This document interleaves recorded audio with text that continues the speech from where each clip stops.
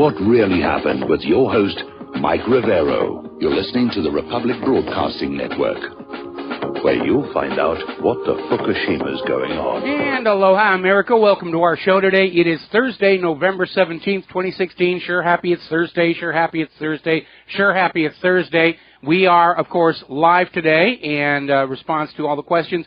We had some unforeseen circumstances that happened yesterday. We weren't able to have the show, but it's all been taken care of, and Mike is in our control room, just heroically manning our control panel and getting everything working for us the way it should. Our phone lines are open, 800-313-9443.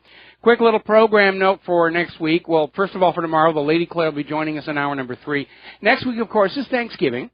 And our very much overworked and underpaid RBN staff is taking Thanksgiving Day and the Friday off. So we'll have live shows Monday, Tuesday, and Wednesday, and it'll be replays Thursday and Friday. Then we're back live the following Monday at the start of the Christmas shoplifting season. Getting on to the news here, there's a video from YouTube that you need to look at, and it's labeled as Insane Anti-Trump Protesters Admit They're Paid by Soros Threaten FEMA Camps and Extermination. And it's focusing on this one guy who's out there just shouting at Trump supporters, you're all going to be locked up, you're all going to be killed, you are going to die, and, you know, and just behaving like children, really. And for a moment, everybody who's out there on this anti-Trump nonsense and you're getting your, whatever it is, $13, $15 an hour to go out and act like idiots, think about the public image of America that you are televising to the rest of the world. And is this really a good image of not accepting democracy, not accepting the election, of just screaming and crying and violence in the streets? It's not a very positive image, is it? You're not making America look good at all. Now, we're getting more information out of the situation in Portland, where the rioting is still going on, which is amazing because Portland and Oregon went for Hillary Clinton. Why are all the protests happening there? Well, because apparently the cops are just standing back and letting it run. And they're starting to talk to the people who've been arrested, these anti-Trump protesters. They found out 60% of them aren't even from that state. They were bussed in. 2/3 of these people didn't even vote. They couldn't be bothered to go out on election day, but by golly, George Soros waves a little bit of money at them, and they're out there with their signs and saying, oh my goodness, you know, Donald Trump is not my president, waving the Mexican flag and all the rest of that. Apparently down in San Diego, the situation has gotten violent.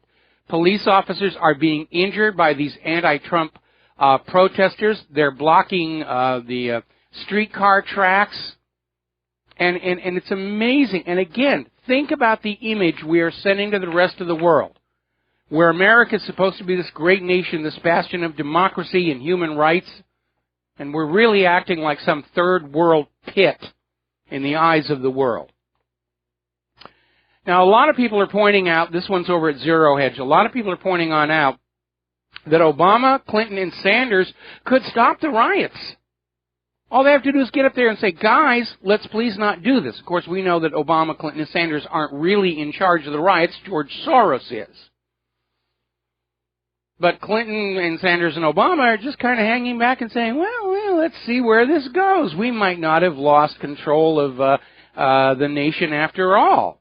Obama's made a few tepid comments about it and how bad it all is.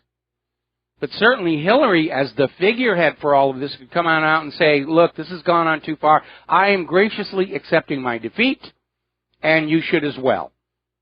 Now, we don't know how gracious she's accepting defeat because, first of all, the story that came on out where she was full-on Hitler in the bunker on election night when she realized she'd lost, and apparently physically assaulted John Podesta to the point where she had to be restrained. Now, she's made her first public appearance since the election, and she looks terrible. We put up one of the photos. It's all over the European press. Bags under the eyes, red eyes, just looking, the eyes aren't tracking. She looks terrible. Looks like she spent the last 8 days in a bottle. Interestingly enough, CNN felt it was necessary to electronically filter the picture and make her look more like her old artificial self Again, it's like they haven't quit campaigning. They're still polishing the image. They're still out there saying, oh, see, Hillary's a wonderful person. And all of this violence in the street, this is all Donald Trump's fault. No, it isn't, because it's Donald Trump supporters who are the victims of the violence. And some of this is staged for the media. There's a guy named Tim Adams, who's an anti-Trump protester, was tackled inside the Ohio Union yesterday, and then decided he was going to drop the charges because he found out Shane Michael Stanton, the guy who tackled him, was actually a Hillary supporter. And they're not sure why they got their signals crossed, but if it was a Hillary supporter, I'm going to put them in jail. But, it's a fellow, if it's a Trump supporter, we're going to put him in jail. But as a fellow Hillary supporter, we're just, we're forgive and forget. We understand these mistakes happen. We're going to do a quick shout out to our on-air affiliates who are just rejoining the network. We're talking about the continuing protest, the continuing attempt by Hillary and George Soros to find some way to subvert the democratic process. And I'm noticing out in the corporate media, they're out there saying, oh, we still have all kinds of uncounted votes in all these states. This could still be reversed. Really? Weren't the votes supposed to all be turned in and counted before the election day? What are they in the back room filling out more ballots to try and re-steal the election they couldn't steal before? It's amazing. Over in New York City on a subway train, man wearing a Donald Trump hat was attacked by one of Hillary's supporters, put in a chokehold. And again, what kind of an image are you sending to the world with all this nonsense? That, by golly, we're going to defy Donald Trump. We're going to make sure America's not seen as great anymore. We're going to give America the image of being thugs and anti-democratic, democratic and tyrannical and thuggishness, and you're going to do what we tell you to do. Boy, remember when the Democrats were demanding Donald Trump graciously accept the results of the election and not challenge the democratic process? And oh boy, look at the hypocrisy out there. Hillary's people are out there saying, well, yes, of course, we wanted Trump to accept the outcome of the election graciously, but we don't have to do that because it wasn't the outcome we bought and paid for. Now, bad news for all the anti-Trump protesters. Remember the other day when I said that in order for a color revolution to work, the general public must be made to believe that those committing the acts of violence are somehow working for the good of the whole nation?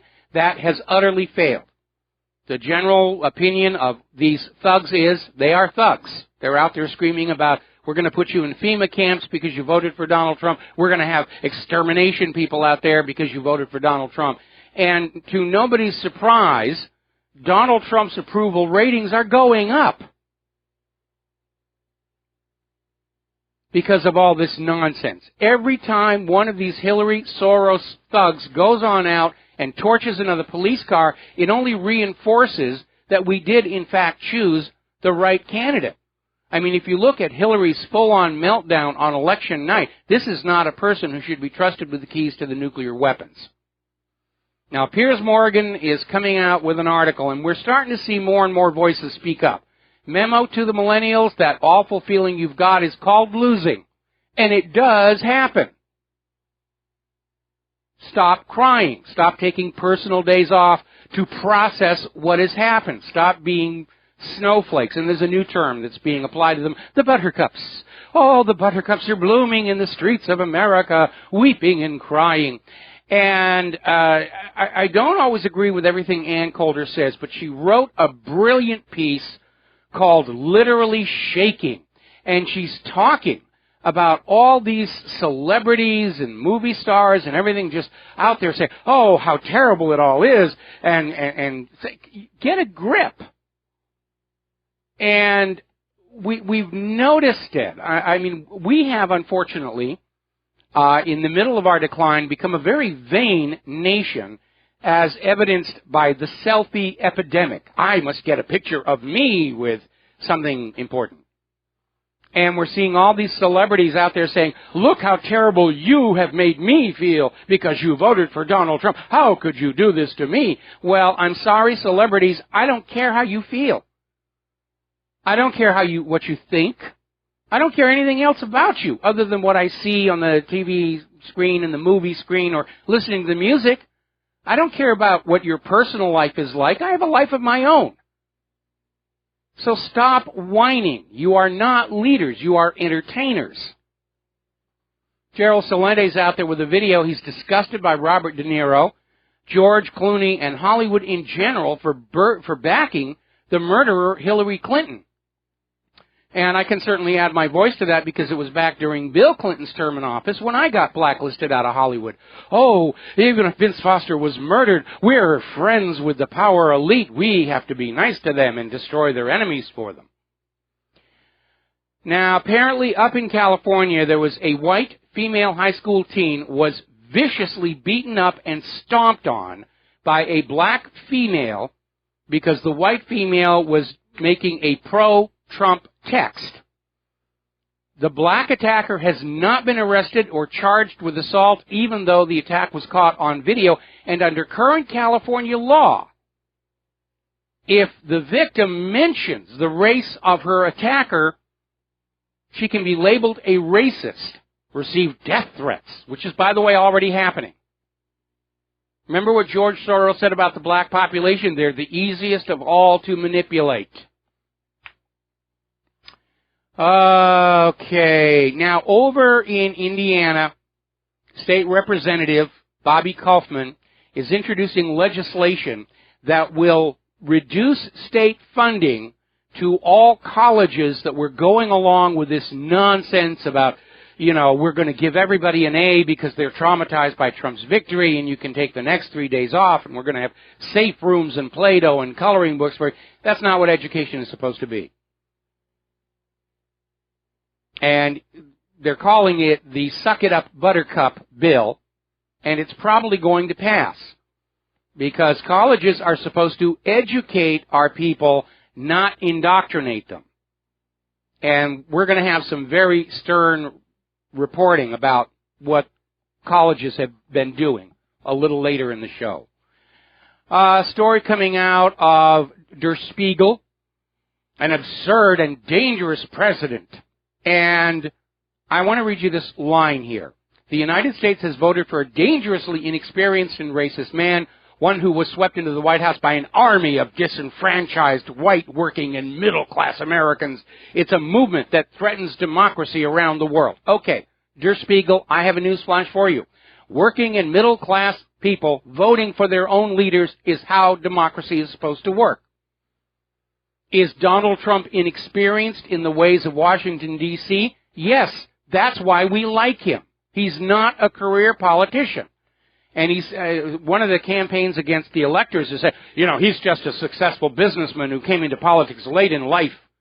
That description also fits George Washington, Thomas Jefferson, Ben Franklin, John Adams, all those founding fathers. They didn't grow up inside the government. They were successful businessmen who knew how to make products, how to do business, how to turn a profit, and they got into politics late in life. And they did very well, and so will Donald Trump. Now, the only thing that Donald Trump is a threat to is the established order, the oligarchs, the money junkies, the New World Order globalists. He's a threat to all of their plans to turn all of planet Earth into a single giant human farm where the rich can feast off the human population for all eternity. Now, everybody is out there still pointing fingers. How could Hillary have lost this? We had the public mind brainwashed and all these pretty commercials and all this. How could she lose? And everybody's still trying to avoid the issue of Hillary's career-long criminality. Nobody wants to touch that. But the Democratic leadership, as quoted in the Los Angeles Times, is now admitting that the economy is what sunk Hillary Clinton in large part. Because for the last 8 years, we have seen our standard of living hammered down continually under all these ministrations of this liberal democratic government that was convinced that they could take our money away from us and convince us that somehow it was good for us. And we finally saw through that. Hillary's campaign has a different scapegoat. I'm not kidding you. One of Hillary's campaign officers, Jess McIntosh, told MSNBC's Chris Hayes that Hillary lost because white women have an internalized misogyny. They're self-haters. Remember, we've heard that before with Israel.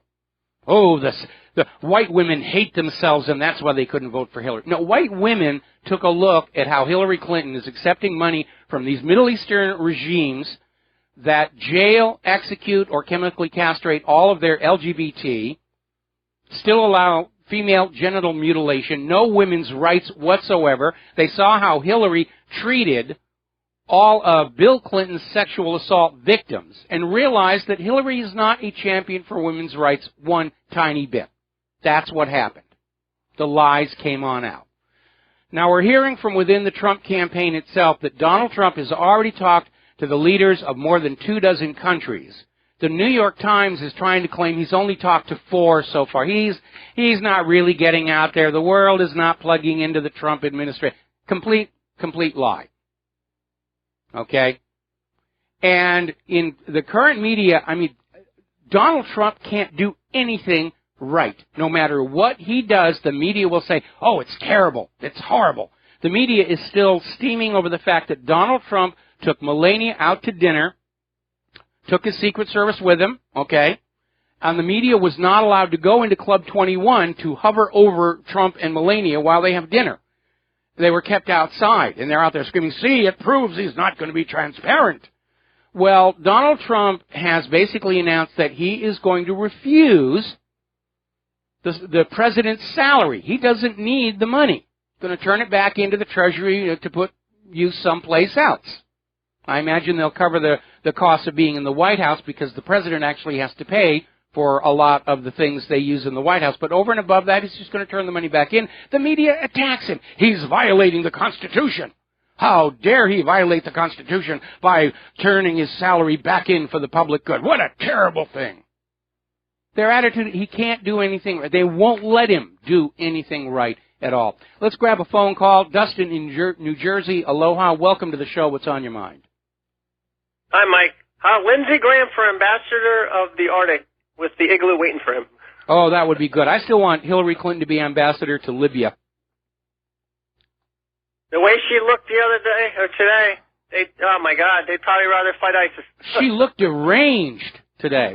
I mean, in those photos in the British media, I mean, CNN tried to clean them up, but, I mean, she looks deranged to me. I mean, looking at that face, I would, lock all the doors and bolt all the windows and say, oh, no way, this person's dangerous.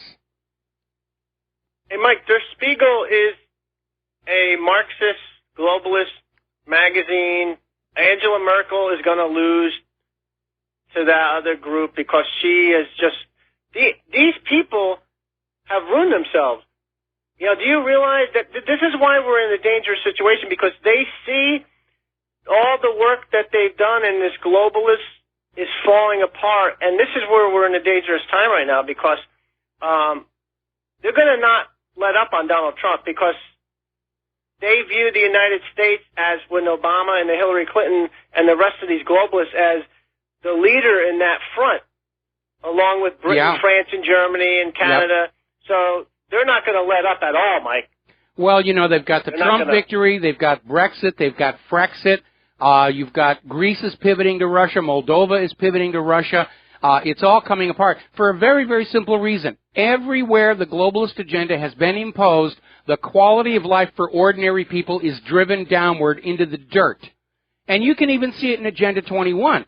Their goal is for everybody on planet Earth to be living in little tiny huts and burning cow flaps and living a primitive lifestyle so that there's more land and wealth for the wealthy to live in their palaces. And by the way, speaking of palaces, I went out on Google Earth to Soros' address where they're having a protest for him on Saturday.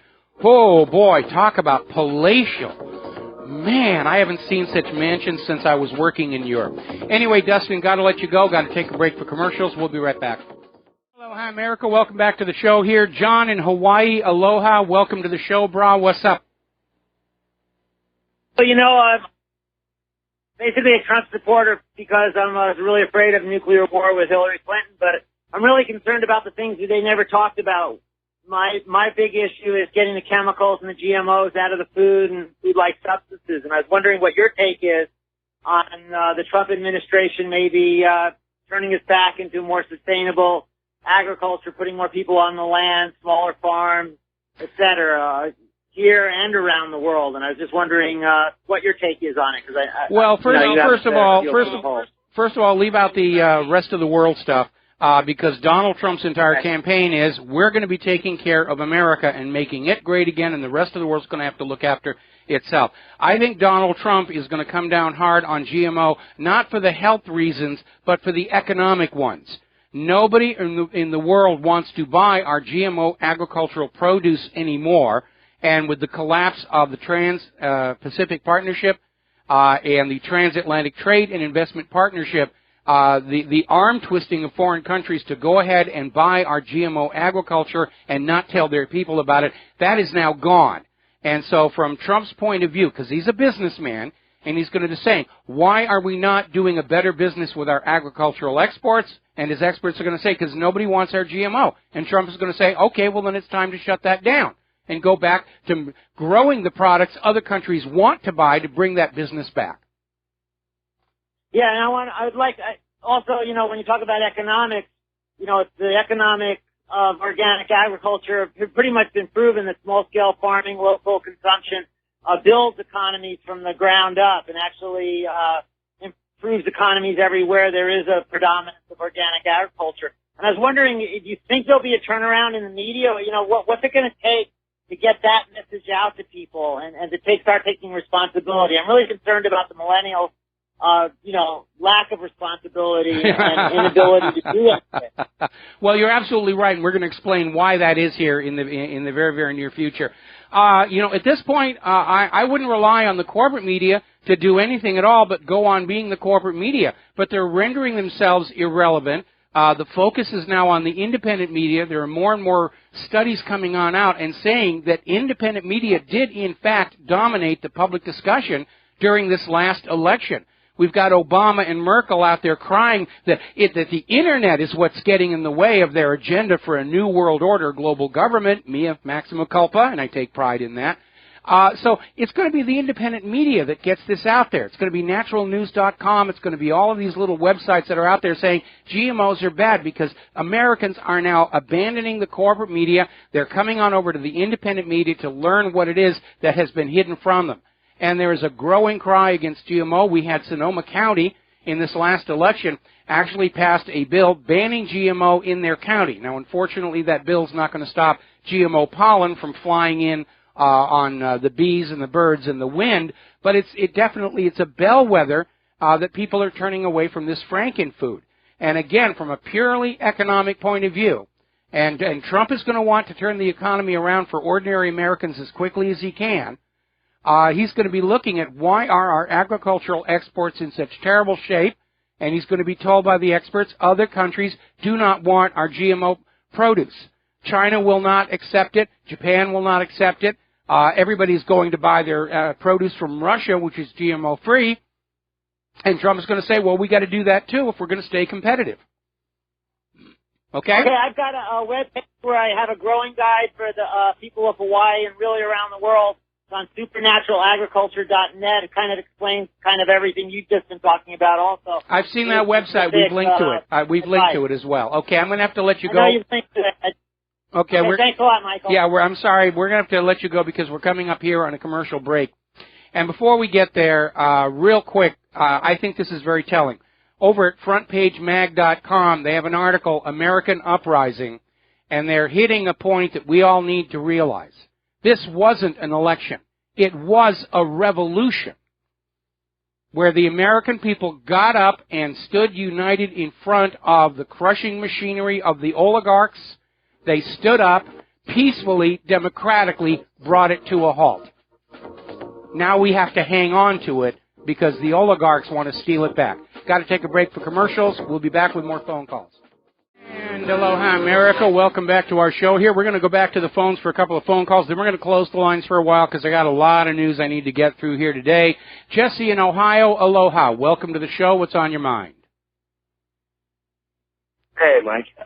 I was thinking what you said about Trump and how he ditched the media going out for steak dinner. We all know that's false. Brian Williams was there.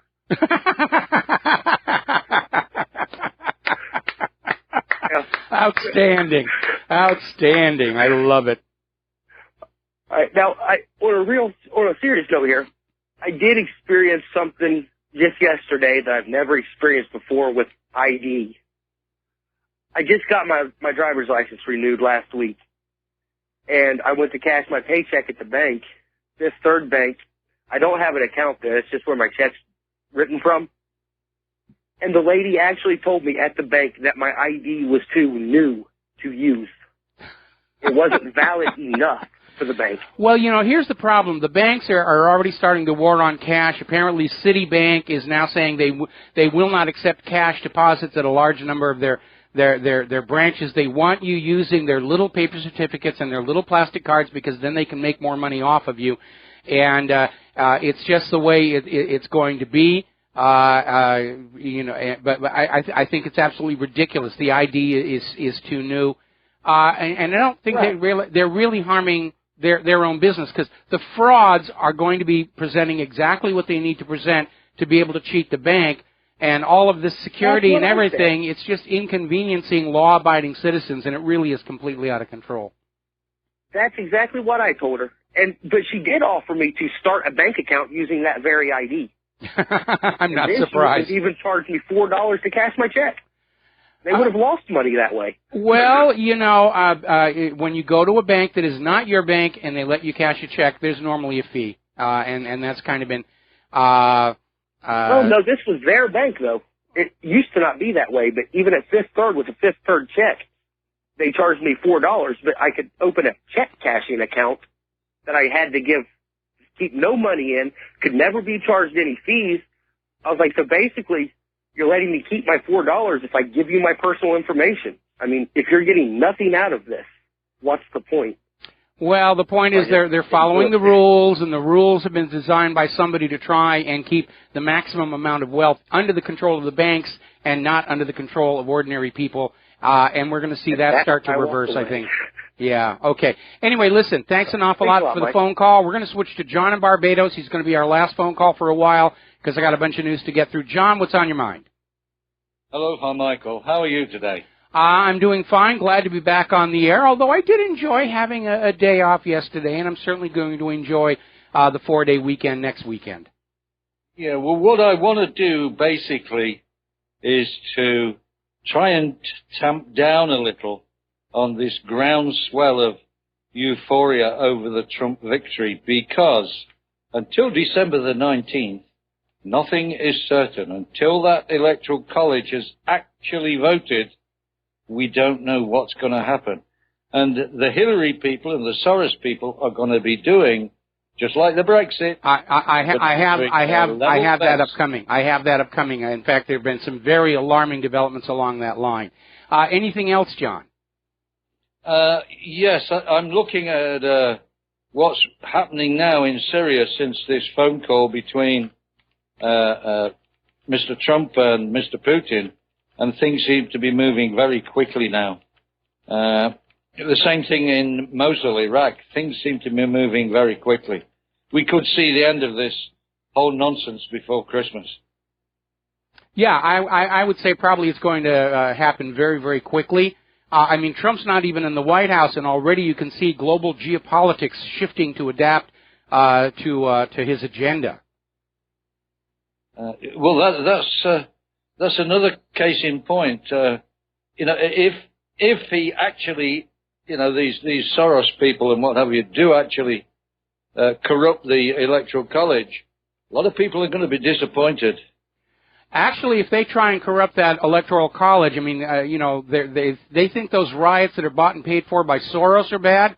They could trigger a civil war, because nobody's going to believe the Electoral College was anything but bought, bribed, and coerced. And again, this gets into reasons that I'm going to be detailing here very, very shortly. Okay, so, John, I'm going to let you go here because I need to get into this news here now that you've broached the subject. Now, as you know, they have got a petition put on up saying that the electors have got to pick Hillary Clinton and ignore the will of the people. We, the people signing the petition, carry more weight than the voters. And they've got 4 million signatures, probably 3 million of them are illegal immigrants, and the other million are dead. I don't trust those petition signatures any more than I trust all of those provisional ballots that were coming on in at the last second to try and reverse the result here. Some of the Republican electors are out there saying that while they don't really see the Electoral College going for Hillary Clinton, they could still deny Trump the presidency and attempt to throw the White House to another qualified Republican. And I don't know who they might have in mind. My understanding of the Electoral College is they can't just pick somebody out of the clear blue sky. They certainly can't pick Ted Cruz. He does not qualify to be the president. But if the Electoral College does not come up with a majority for any candidate, then it's thrown to the House of Representatives. Guess who dominates the House of Representatives? The Republican Party. So even if Hillary Clinton hijacks the Electoral College to the point where they don't give the presidency to the man who won the election by the rules everybody agreed to play by, it could still go to Trump. And even Hillary's own people are saying it's a Hail Mary pass, it's a long shot, but by golly, we're going to do that because we're not ready to give up access to the nation's wallets and all those soldiers that we're going to be playing empire with here. But it is rather obscene here to see all this going on. And the entire argument under this new campaign is all about saying that Donald Trump isn't qualified to be in the White House because he hasn't been a lifelong politician.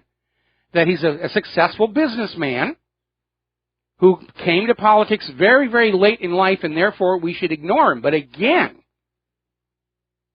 that description of a successful man who got into politics late in life also applies to Thomas Jefferson, Benjamin Franklin, George Washington, and John Adams, and they worked out really well, I think. Basically what these Republican electors are saying, we don't want Trump because he's not one of us. He hasn't been to the secret meetings. He hasn't been up to the grotto. He hasn't been through the initiation rites. He's not one of the clique. Well, too bad here. We are now getting reports that some of the electors are already being threatened with death. That if they don't vote for Hillary Clinton, they and their families will be killed. It's an intimidation campaign, and it's been made worse by the fact that somebody posted all the personal information of all the Electoral College members on the Internet. Their addresses, their phone numbers, everything. And that's an intimidation campaign. And because of it, if the Electoral College does something bizarre, nobody's going to believe it's for the good of the nation. It's just the oligarchs trying to regain control, and that could trigger a civil war. Now, this might be a good time for all of the patriot militias, the real ones, not the fake ones set up by the FBI to wag at us in the newspapers, but the real patriot militias to just politely and gently offer their services as guards around the homes and offices of the electors between now and the 19th. Because after the 19th is over, carrying out any death threats is kind of pointless. But that's how serious they are about trying to get this back here.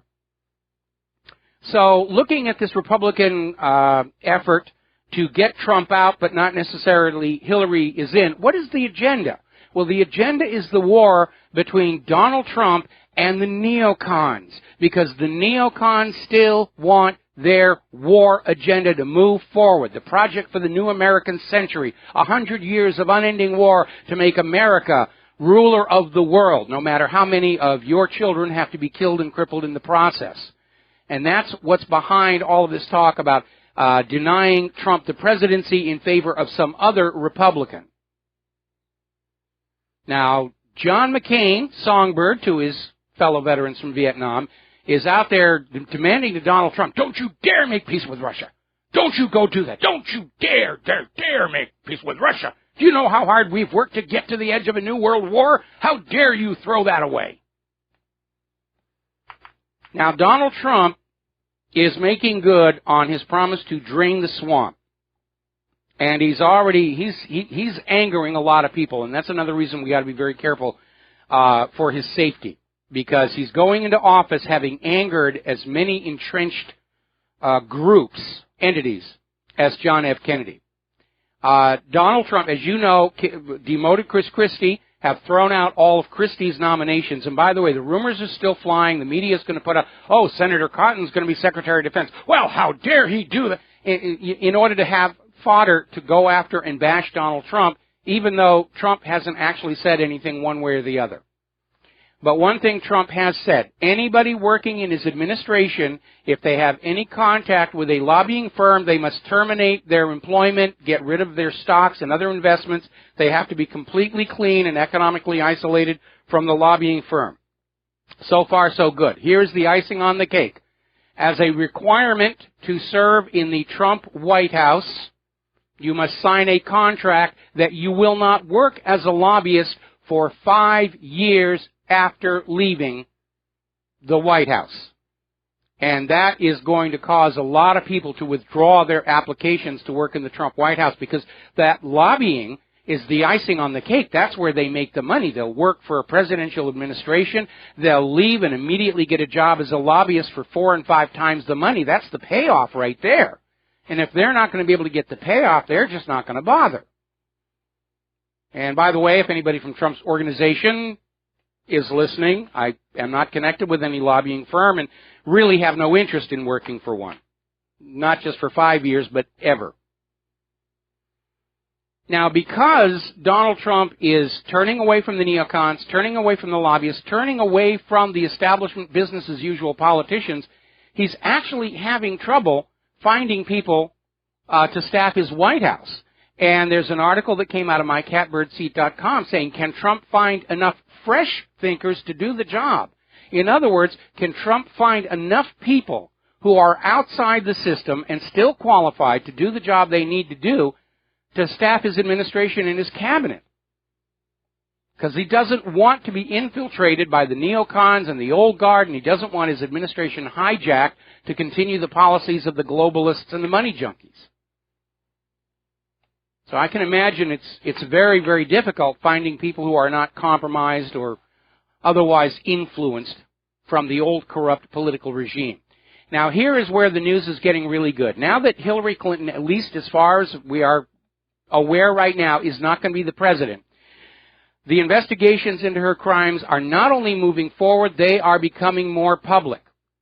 The investigators are no longer afraid of retaliation by a future President Hillary Clinton. So Chaffetz is out there, and it was on an interview in Fox News, literally came out and said, regarding her private email server, this is the largest breach of security perhaps in the history of the State Department. Now you think about that. Chaffetz is basically saying what Hillary Clinton did as Secretary of State represents the biggest breach of security in the entire history of the U.S. State Department. And that, of course, gets back to my suspicion that Hillary Clinton as Secretary of State was repeating the Clintons' 1996 Chinagate scandal, selling U.S. secrets to foreign interests in exchange for donations. So good luck to Chaffetz. I'd like to see Chaffetz as head of the FBI. Looks like Trey Gowdy's going to be Attorney General. I'd like to see Chaffetz as head of the FBI. Donald Trump will sit up there in the Oval Office and say, sick 'em, do your job. And apparently enough people are worried about this where Jesse Jackson is now out there saying that President Obama needs to give a blanket pardon to Hillary Clinton for all crimes known and unknown. Well, first of all, politics is perception. If Obama gives a blanket pardon to Hillary and her people, it will be seen by the public as confirmation. Crimes were being committed, and worse, they are being covered up. And remember what Richard Nixon said, it's not the crimes that do you in, it is that cover-up. The American people, on a gut level, resent a cover-up. Now, Hillary's minions are already all over the net saying, yes, the Constitution allows Obama to pardon Hillary for crimes he does not even know about. No, that is not true. If you read the Constitution, it says the President has the authority to commute sentences and issue pardons with an exception, that of impeachment. Now, impeachment applies to not just the President, but to the Vice President, Supreme Court judges, members of Congress. All civil officers can be impeached by the Congress, and the Constitution specifically says the President may not issue a pardon in case of impeachment. Implicit in that exception is that the President knows what crimes he is issuing a pardon for. So that's not going to work. And I don't think Obama, who is already on his final world polish his legacy tour, is going to want that blanket pardon on his legacy. There's no way to make that look like it's good or just or fair or in any way beneficial to the nation. Now, a lot of people are out there talking about how Donald Trump is not going to be able to do much of anything anyway because the Congress is still all mostly old guard. It turns out there actually was a law passed in 1996 called the Congressional Review Act. And it was actually promoted by Newt Gingrich, then the House Speaker. And it basically allows Congress to review and override major regulations enacted by the federal agencies. In other words, using this law, Donald Trump and the Congress can go on in and start to undo this Gordian knot of federal regulations that have been lorded over us by all these out-of-control government agencies. All right, we're coming up here on another commercial break. When we come on back, more news about election fraud, politics, corruption. It's a very intense time. I was hoping we were all going to be through this after the election, but apparently not. We'll be right back. Aloha, America. Welcome back to the show. And there's a very interesting video on the front page of WhatReallyHappened.com. And it's a video interview of a poll worker in West Covina, California. And West Covina I know very, very well. It's where I spent my high school years. And this poll worker is talking about how on election night, people were coming in to vote, and they were told they couldn't vote because the computer was showing them as having voted by mail. And these people were all saying, no, we didn't apply for vote by mail. We didn't do any of that stuff. You know, we've always voted in person. Why did this happen? And it was almost 1/4 of the total number of voters. And this poll worker started calling around friends who were poll workers and found this was happening all over the state of California. People were coming on in, they wanted to vote for Donald Trump, and they were being told they couldn't vote because the computers said they had already voted by mail. Massive fraud. And the interesting thing is, this poll worker complained to her supervisor and basically got the brush off, saying, well, yeah, we know it's an issue, we're concerned about it, but, just go back and do your job. If there is one lesson we need to take out of the 2016 election, it is that the current system is a complete shambles. It's a joke. It is set up to allow the oligarchs to maintain control. Our elections are as crooked as those in Stalin's Soviet Union. And that has to change. We have 2 years to bring about a major overhaul of our election system into something we can all trust. And I've already put together a good foundation for how we can verify the election count from the precinct right up to the national totals. And we need to move forward on that, or the oligarchs are going to steal it back, one way or the other. Now, as I said before, Obama is on his polish the legacy tour all over Europe, and I don't know where else he's going. And he's being met with protests. Apparently over in Greece, he was greeted with signs that have a Greek sentiment, earth nor water for the murderers of the people.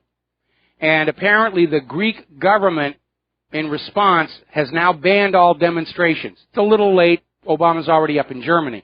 But refresh my memory, wasn't Greece supposed to be the cradle of democracy, where this idea of self-rule by the people originated? Now, there's an article over at Kaahumanu.com, The Mystery of Obama's European Tour. And they're talking about how Obama is running all over Europe. He's talking to all the NATO countries saying, don't worry, nothing's going to be changing. And Obama is out there trying to convince the Europeans that Donald Trump is not going to take any radical measures affecting stationing of U.S. troops in Europe and the continuance of the U.S. basically underwriting 3/4 of NATO. Why this is a problem and of concern after station identification. And aloha, America. Welcome back to our show, hour number 2 here, and continuing on the story, the mystery of Obama's European tour, where Obama is apparently, everywhere he goes, is telling everybody, don't worry, nothing's going to change. Trump is not going to change anything, or at least that's what he's saying publicly. And the first question is, how can Obama presume to speak for President Trump? He can't. And it almost seems like his real message to Europe's leaders is not to worry, Trump isn't going to be president for very long, if at all. Trying to keep things where they are now, because since Trump won the election, we're seeing seismic shifts in the geopolitical realities around the world, and Obama is trying to stop that. Obama is trying to undermine President Trump. And it's very, very worrying. Now, over at the Guardian newspaper, and you're going to love this one, the Guardian newspaper has declared war on Donald Trump.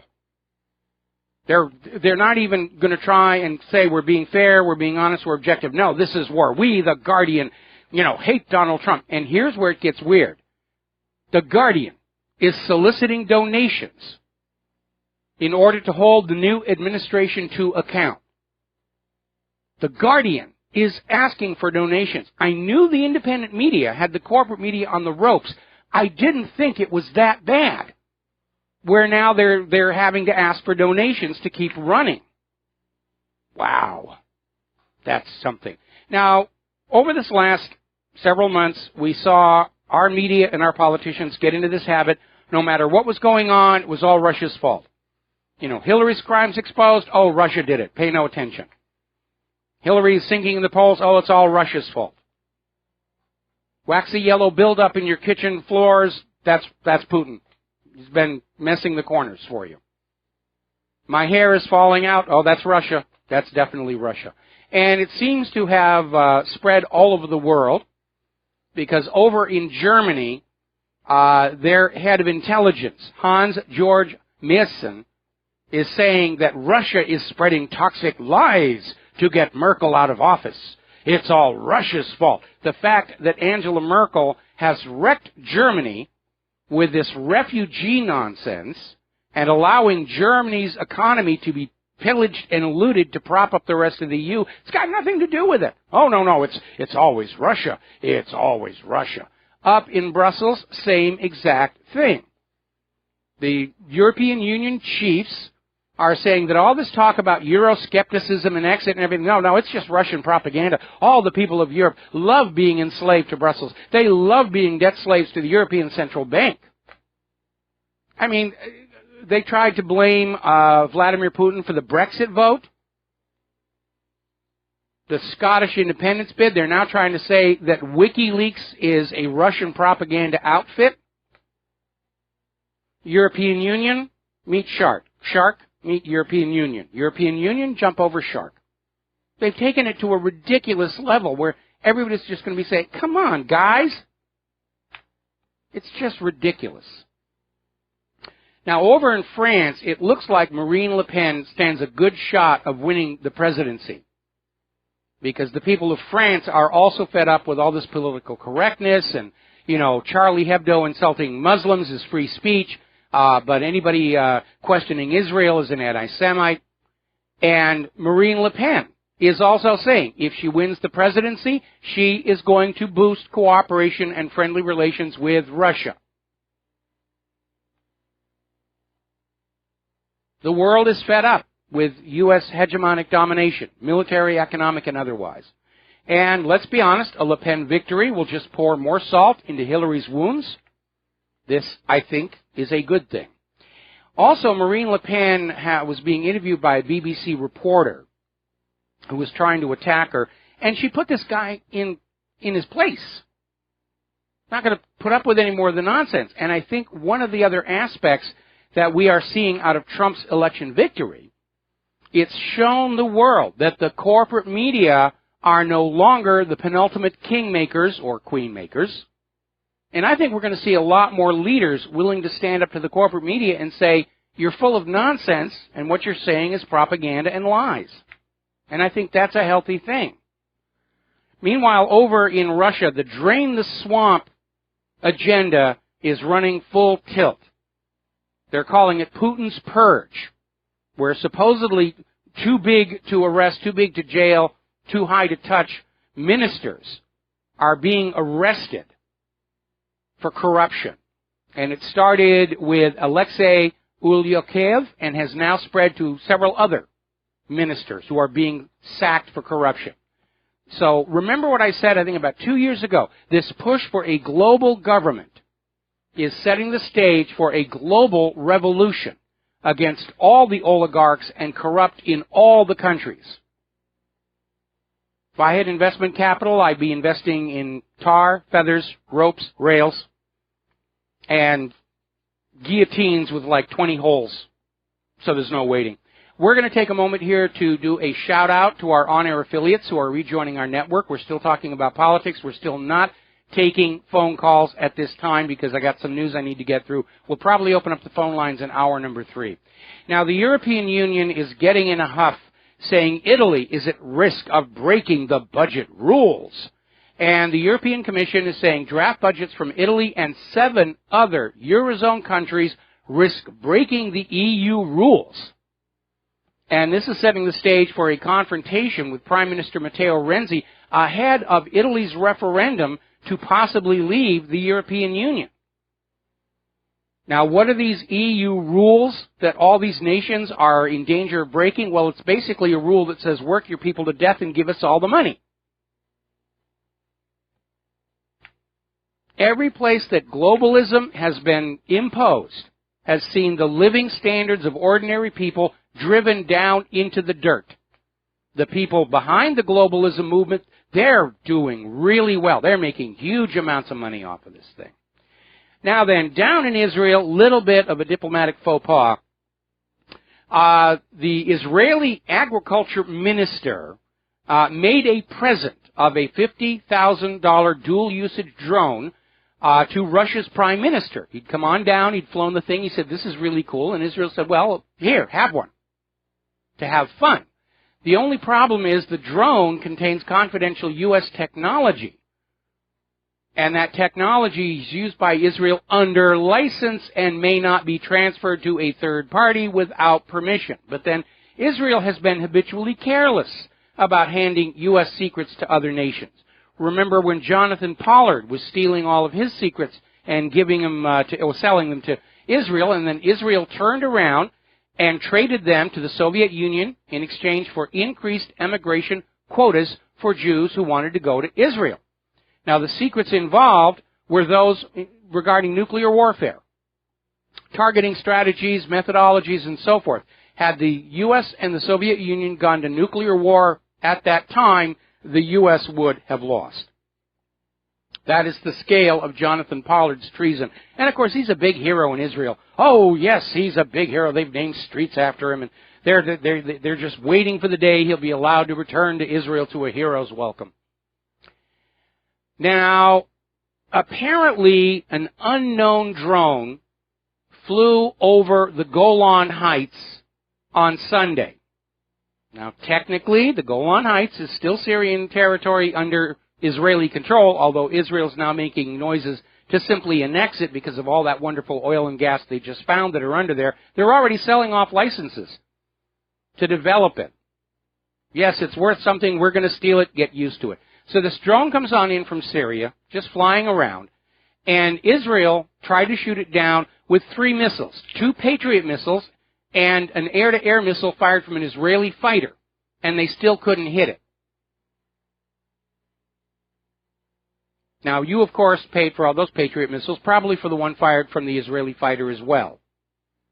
But it tells us that somebody somewhere has come up with a drone that cannot be targeted by the current system. So what's going to happen next? Israel's going to come to the United States and say, we need another few $1 billion to come up with a better missile that will take these drones down. Now, turning to the economy, a couple of things are happening right now. The dry bulk shipping numbers, the Baltic Dry Index, are way, way, way down. And this is supposed to be the time of the year when stores are stocking up on what they're hoping you're going to buy during the Christmas holiday shopping flog, which is really what it is. You will buy this stuff and give it to your friends and family. Apparently, 8,000 tons of paper gold has been dumped on the market. Ever since Trump's election, or yes, the stock market took a major dip during the election, and everybody said, see, Trump is going to be bad for the economy, and now it's back up in record territory. But at the same time, while Treasury bonds are taking a hit, the stock market and metals are going up. What happens every time metals go up? People sell their stocks, they close their savings accounts, they buy gold coins. So, of course, 8,000 tons of paper gold dumped on the market with absolutely no guarantee that any of these paper contracts can ever be fulfilled. We know that the paper gold market is over-leveraged hundreds to one.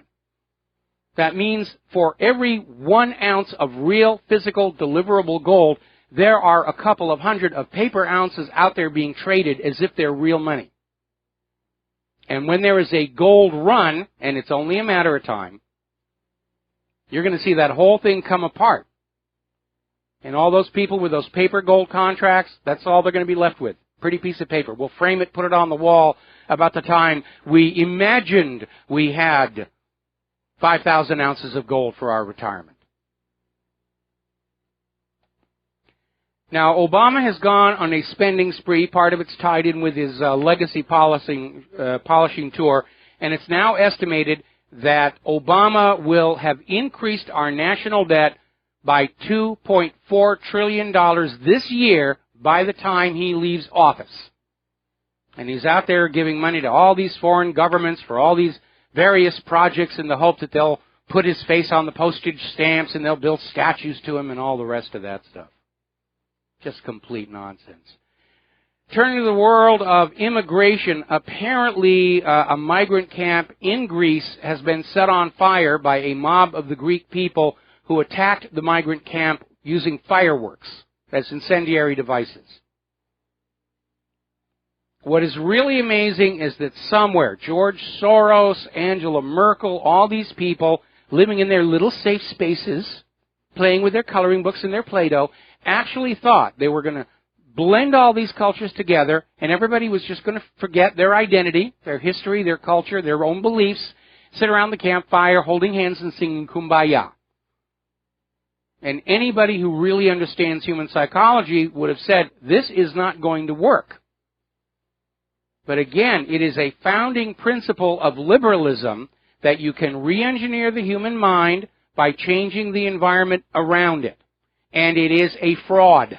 It's based on a fraud. Margaret Mead's book, Coming of Age in Samoa, which claimed that Samoan teenagers did not go through the angst of adolescence because of the way their culture was set up, was a fraud. The government of Samoa has come on out and said it was a fraud.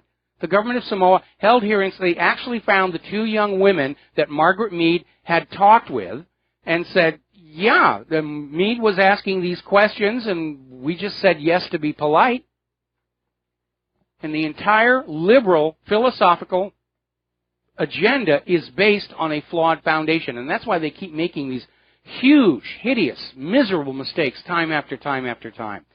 Now, Obama is in Germany right now telling the German people they should be grateful for Merkel's migrant policy. She's been outstanding, in the pursuit of a global government and a new world order. Well, the German people don't want that. And Merkel is still being advised not to even try running for re-election next election, because she's going to get a real drubbing. Political correctness, still all over the place, need to deal with that. Up in Sweden, they have established a hotline so that women who are feeling traumatized by mansplaining, because a man had to explain something to them, can report them, report these men for mansplaining, and get therapy for their trauma. Now, let me share something with you. When you go through life, you are going to meet people who will know more than you do on certain subjects. You will meet other people who know less than you do on certain subjects. And it is part of the altruistic sharing among humanity that when we see somebody who doesn't know as much as we do, we will share that with them. And it does go in both directions. Leave it up to the liberals and the feminists to make the act of a gentleman explaining something to a young lady as some kind of an abusive, politically incorrect affront or offense. They're taking the most basic, natural human behaviors and they're trying to turn them into something evil for political correctness or to support the pharmaceutical industry here. Now, here is a story I want you all to pay attention. This came on out of brobible.com. There was a study that was done. Basically, they came up with this test that was given to millennials all around the world to survey which nation had the best trained millennials in terms of seeking jobs and contributing to their economy. And get ready for what may or may not be a surprise to you. American millennials are the most useless population in the world. This test was given to people aged 16 to 34. I took the test myself. It's extraordinarily simple. You have to imagine, why are they even testing for this? Everybody should know this. But this ETS study came on out and found the following. In literacy, U.S. millennials scored lower than 15 of the 22 participating countries. Only millennials in Spain and Italy had lower scores. In numeracy, which is the ability to apply mathematics to everyday situations, U.S. millennials ranked last, tying with Italy and Spain. In PSTRE, problem solving in a technology-rich environment, U.S. millennials ranked last, tying with the Slovak Republic, Ireland, and Poland. The youngest segment of the U.S. millennial cohort, 16 to 24-year-olds who could be in the labor force for the next half century, ranked last in numeracy along with Italy and among the bottom countries in PSTRE. In literacy, they scored higher than their peers in Italy and Spain, but lower than everybody else. Top-scoring U.S. millennials in the 90th percentile scored lower than the top-scoring millennials in 15 of the 22 participating countries and only scored higher than their peers in Spain.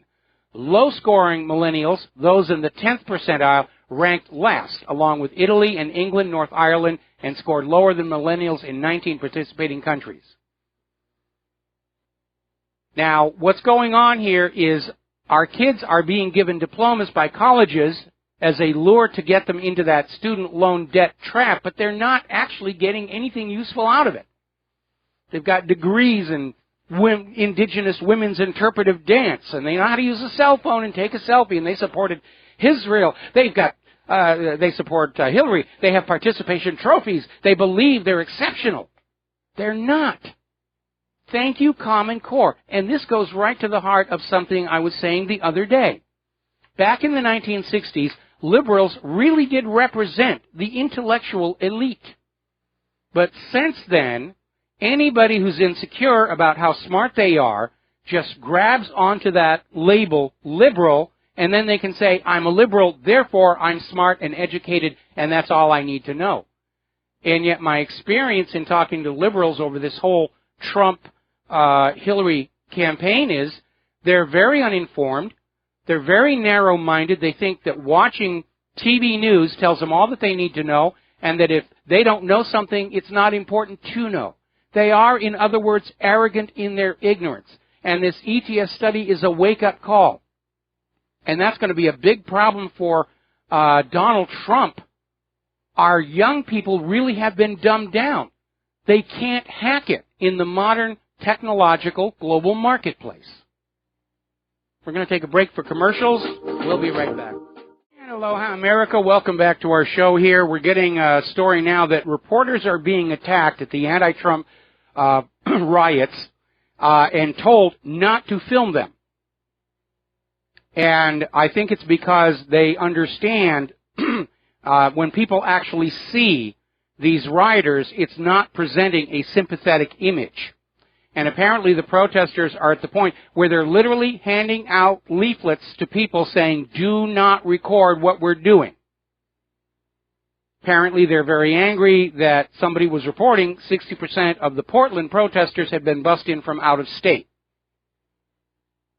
They don't want any immediate first-person evidence of what's going on so that the corporate media can say, oh, it's a very polite, well-ordered demonstration of First Amendment rights and outrage and blah, blah, blah, blah, blah, blah. Not that anybody's listening to the corporate media any longer. Now then, James Clapper has announced that he will resign as U.S. Director of National Intelligence at the end of the Obama administration. And, of course, Clapper carries with him into his historical legacy the revelation by Edward Snowden that the NSA has been in complete violation of the 4th, 5th, 9th, and 10th Amendments, spying on law-abiding American citizens and hopelessly unable to actually find any real terrorists or ransomware writers or cyber criminals. So long, James. Don't let the door hit you on the way out.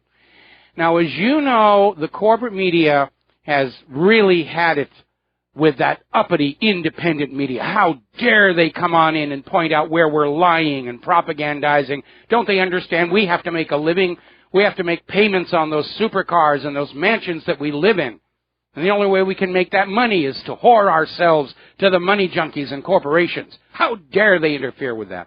So they're launching this campaign to declare anything that is not on their corporate media outlets is fake news, and that everyone should believe it. Now, they've already had to backpedal, because the first response that came on out was to remind the corporate media that they were out there claiming that Saddam Hussein had nuclear weapons, that Assad was using sarin gas on his own Alawite supporters, and throughout history, torpedoes in the Gulf of Tonkin, Spanish mine in Havana Harbor, Lusitania carrying weapons, and on and on and on. So now the corporate media is saying, well, we've made some mistakes, and they're honest mistakes, but really, you go out to that independent media, you're going to see absolute fringe, kooky, completely fake news, like Vincent Foster was actually murdered, and the sun controls climate on Earth, and just complete, utter nonsense like that. Donald Trump has already stepped to the fore to defend the independent media, knowing what he owes the independent media, and he's blasting the corporate media and saying, you're the ones spreading the fake news. And he's absolutely right. And the fact that he's got Bannon as his chief policy advisor signals the corporate media is now out and the independent media is in. Now, Google and the corporate media have now launched an attack on all independent media. Gosh darn, we're going to, anything that's fake, we're going to withhold our advertising. We're going to block the links to them. And, of course, they're arrogating to themselves the right to decide what is fake and what is not. What is real? Well, humans are warming the earth. Saddam had nuclear weapons. There's only 5% unemployment. What's fake news? Well, there's almost 100 million unemployed Americans. That's got to be fake. We can't let the American people say that. Climate is dominated by the sun, and the sun is right now in the middle of a cooling phase. Can't let the American people see that. That's got to be fake. It's flat-out censorship. It's a violation of our First Amendment rights. And I would like to send a message to my fellows within the independent media urging caution, because what we're going to see right now is a concentrated effort to plant stories in the independent media that can be discredited to embarrass us, or worse, lure us into making a comment or statement for which we could be sued and held up for public ridicule. We have to be even more professional than the professional journalists in how we conduct our websites and our radio shows. We must be careful. There literally is a war on right now over who's going to be controlling the minds of America.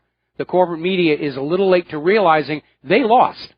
And now they're trying to figure out how they can get it back, because they don't want to give up those $1 million paychecks anymore. We're going to take a break for commercials. We'll be right back. Hi, America. Welcome back to the show. We're going to go ahead and grab a phone call. Mateus in Canada. Aloha. What's on your mind today? Hey, Michael. Connection sounds bad on my end. Can you hear me okay? I can hear you just fine. Okay, that's good. So regarding electors, until we get past that process, it's still a relevant topic, and we need to stay on top of it in case they try to pull some funny business. So I just want to give my analogy on hang on. How electors work. Hang on. Were you not listening earlier in the show? Hillary's supporters are threatening the lives of the electors. If they don't vote for Hillary, they and their families are going to be killed. Somebody has posted all the personal information on all of the state electors online, where they live, where they work, their phone numbers and everything. I mean, it's a very, very serious situation out there. Wow, I'm sorry I didn't catch it earlier. That's incredible. Okay, so my analogy here, if you have 50 lemons and you have a game of who can get the most lemon juice, that would be a popular vote game, right? That would have different rules. If the rules were who can squeeze 51% of the juice out of each lemon, it's a totally different game.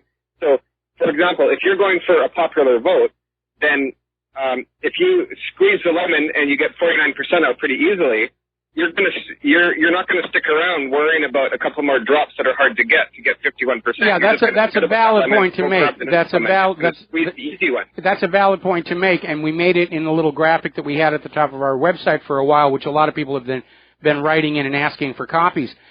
In all of these states, once Donald Trump had a majority, he quit campaigning. He wasn't going to waste any more time or any more money there because he had the state's electors. That's the way the game is played.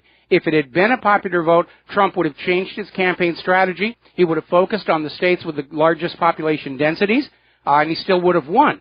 But here is the problem. Donald Trump won by the rules that everybody agreed to play by going on in, and now that he has won, Hillary and George Soros and all the buttercups and the snowflakes want the rules changed so that they can have the outcome they want. And this is what you get when you have a society that gives out participation trophies. Everybody thinks that if they just scream and cry enough that they'll be declared a winner. Well, I'm sorry. This is at the schoolyard. This is national politics and the future of the war agenda. And they are coming across as crybabies, and I guess that's why now they're threatening reporters not to videotape the protests anymore, so the protests can be described as whatever corporate media sees fit to describe them as. Right. Now, imagine you're Trump's campaign. You're in enemy territory. You've got 49% of the popular vote. It's really hard to get any more. The votes are really hard to get. They're expensive. They take lots of time. But you're going to stay there because you need that 51%. So the votes cost 3 times as much each. They take 3 times the time, but you're sticking. I think Mateus, you've made your point. You've made your point. Okay, and we're going to switch over now to Terry in Oregon. Aloha. Welcome to the show. What's on your mind? Hey, Mike, you remember when Bob Dornan ran? He was a representative down in Orange County, and he ran against Loretta Sanchez. It was then 15 years ago, I guess. And all of a sudden, Loretta Sanchez won, and nobody could figure it out because the odds were so much in favor of Bob Dornan. And then he accepted it, gave a speech, and then she took over. And then years later, they found out there's no question that all these people that voted were illegals. And then, I mean, both sides agree. Everybody agreed that that's what happened after a number of years. And yet we had Hillary's people, we had Hillary's lawyers all over the country trying to strike down voter ID laws everywhere, saying, oh, it's racist to not let illegal immigrants vote in U.S. elections. And again, the current estimate is from votefraud.org, 3 million non-citizens voted in this election. You have to subtract that number from Hillary's popular vote before you start screaming that she won the popular vote. You also need to subtract the 1.2 million dead voters. And we have no idea how many of those computerized machines were stealing votes from Donald Trump and giving them to Hillary Clinton. She tried to steal this election. The way she stole the nomination, she came up short, and now she and her people are just throwing tantrums and rolling around and screaming and trying to find some way that they can cling to power. And if they play some kind of game with the Electoral College, or if they assassinate Donald Trump, it could trigger a civil war. And I know whose side I'm going to be on if that happens. I'll be on your side, Mike. Thank you. But when I was in the 1940s, when I started grade school, my mother had to take my birth certificate to get me in the school. She had to prove that I was her son and she was a citizen of the United States. Now, today we don't have to do any of that because it's discriminatory.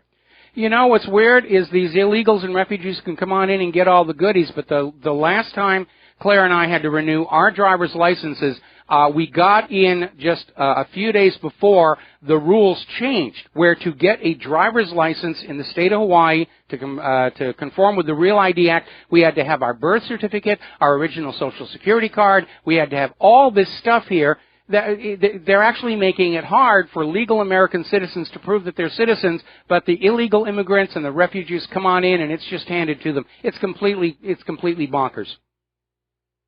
Well, that's what happened to me in South Dakota. I had to bring all that stuff in to get my license renewed, and they put a gold star on there. And at the time, I thought this is the way that the feds want to get a national ID card. They want the states to verify everybody, and an ID card to keep track of you. And then, of course, it was all reversed after that. Okay, Mike, I made my point. I appreciate your show, and we'll talk to you later. All right, thanks. We're going to take one more phone call, then we're going to go back to the news for a little bit here. Michael in New York, aloha. Welcome to the show. What's on your mind? Michael, yes. Aloha, Michael. Yes, unfortunately, civil war looks inevitable, and when it breaks out, all the patriots should wear the Star-Spangled Banner on their arm, and then we'll know who's who. So we can take out the enemy all the way to Obama and the Clintons and the Bushes. They all got to get cleaned out. But I'm calling specifically about after the election, the media propaganda machine kept hyping how Clinton took the popular vote, which, of course, is pure nonsense. And I even believe here in New York, they stole New York from Trump as well. Outside of the city urban areas, Trump had all the votes for the most part. So at this point, wondering, okay, you know, they're trying to make it look like she got the popular vote. Here's the reason why. It's keeping their foot in the door on the election, trying to finagle some kind of maneuver before he gets sworn in so that they can sway the Electoral College most likely. And, of course, I can't see it flying, but look how divisive and persistent they are with trying to steal this country, our government and our country out from the people's hand. Well, remember what John F. Kennedy said. Those who make peaceful revolution impossible make violent revolution inevitable. History certainly vindicates that or validates that time and time again. I don't want to see that in the streets of America, but we have never seen such obvious attempts to hijack the election by a sore loser. Richard Nixon, when he had his election stolen by John F. Kennedy, even he understood that attempting to challenge and contest that could have resulted in serious damage to the nation, and he stood down. In this case, the person who tried to steal the election has lost and is still trying to contest the election. Have you noticed how, with all the talk about popular vote this and all the rest, and how bad Trump is, Hillary has not asked for a recount anywhere. She's not asked for an investigation into election fraud because she knows if there ever was a recount or an investigation into the election fraud, it would reveal that Hillary and her people were the fraudsters in this election. I mean, down in Florida, DNC lawyers that are there for Debbie Wasserman Schultz, are trying to deflect a class action lawsuit by Bernie Sanders supporters who are demanding a refund of all the money they gave to the Democratic National Committee on the premise that the Democratic National Committee was going to go along with the will of the rank-and-file Democrat voters, which was Bernie Sanders. And the DNC lawyers have admitted in court, of course we sabotaged Sanders and we gave the nomination to Hillary. And those Bernie Sanders supporters should have known that. They were just being dummies not to understand what we're doing. Therefore, they're not entitled to a refund. So you have the DNC admitting that Hillary Clinton should not have even been on the ballot. It should have been Bernie Sanders. And the fraud is continuing. And what they can't cheat, they're going to try and steal through violence and thuggery. I mean, again, go back and look at that video of one of these Trump protesters screaming about how anybody who supported Trump is going to wind up in a FEMA camp and we're all going to be exterminated. I mean, this is right out of the rise of Adolf Hitler in Germany with the brown shirts, threatening anybody who questioned the Führer. Exactly. That's the exact correlation that I would use all the time. Brown shirt, all the way activity. And last real quick, you know what's hilarious, and I'm surprised, these babies, when you have a local school vote for your budget, and if it doesn't pass, what do? They tell you got to vote again, right? It's that pathetic. It's that outrageous. Well, we don't accept that. We're going to vote on it again until it passes. You think these whining baby wussies would have, through the propaganda media, would have tried that one on us nationally? Of course, it wouldn't fly. But they're so pathetic. I was surprised they didn't even try. Oh, we got to do the election over. Well, let's vote again. They might be trying to build a case to have the election all over again. They're already over in Great Britain. They're trying to do that, saying, well, we don't like the way the Brexit vote came out. We should have another election and give our vote stealers another try to swing it the way we want to have it. There you go. Yeah, it really is. It's very, very dangerous. These people are just caught up. They're true believers. They think they're intellectual elites because they call themselves liberals, and yet that test of the millennials and their ability to actually do useful work tells us the dumbing down of Americans has succeeded. We have a population of morons who are convinced they're intellectually superior. Common Core morons. Yes. From the government brainwashing school system, Michael, that's for sure. And there you go. What you just cited proves my point. They will try to make us redo the election because it didn't go their way. And what we're dealing with is a global United Nations, one world government system hell-bent on subjecting us, and they will not drop it. They will not go away now that Trump has been elected by the American people. They will not go away, and hence, no question about it, they will cause enough chaos and strife internally within our country to provoke probably a civil war. You know, I always joke all the time about guillotines and, you know, one with 20 holes, no waiting and everything. It could actually come to that. It could actually come to that where the oligarchs and the money junkies are so absolutely convinced of what they believe, their minds can't be changed.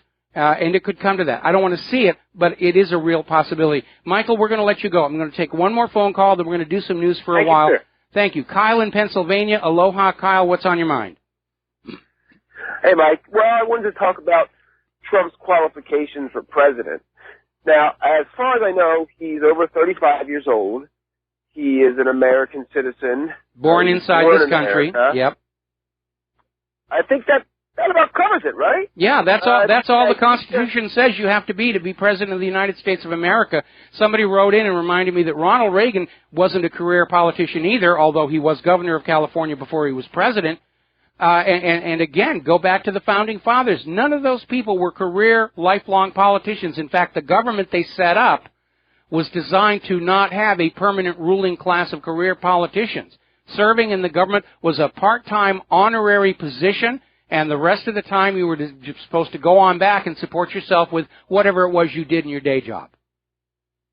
Furthermore, I think the president speaks to the fundamental values of America, that we are not separate from our government, that there are no ruling oligarchies, there are no bloodlines, there are no, you have to be from this particular, pedigree to be a ruler. Any man who meets the qualifications of being over 35 years old and being a U.S.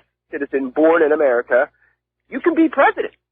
And I think that's a great message that people need to embrace. You are right. That is a very, very good message. Go back to the Constitution and see if Donald Trump is qualified to be president. He's certainly far more qualified than Ted Cruz ever was.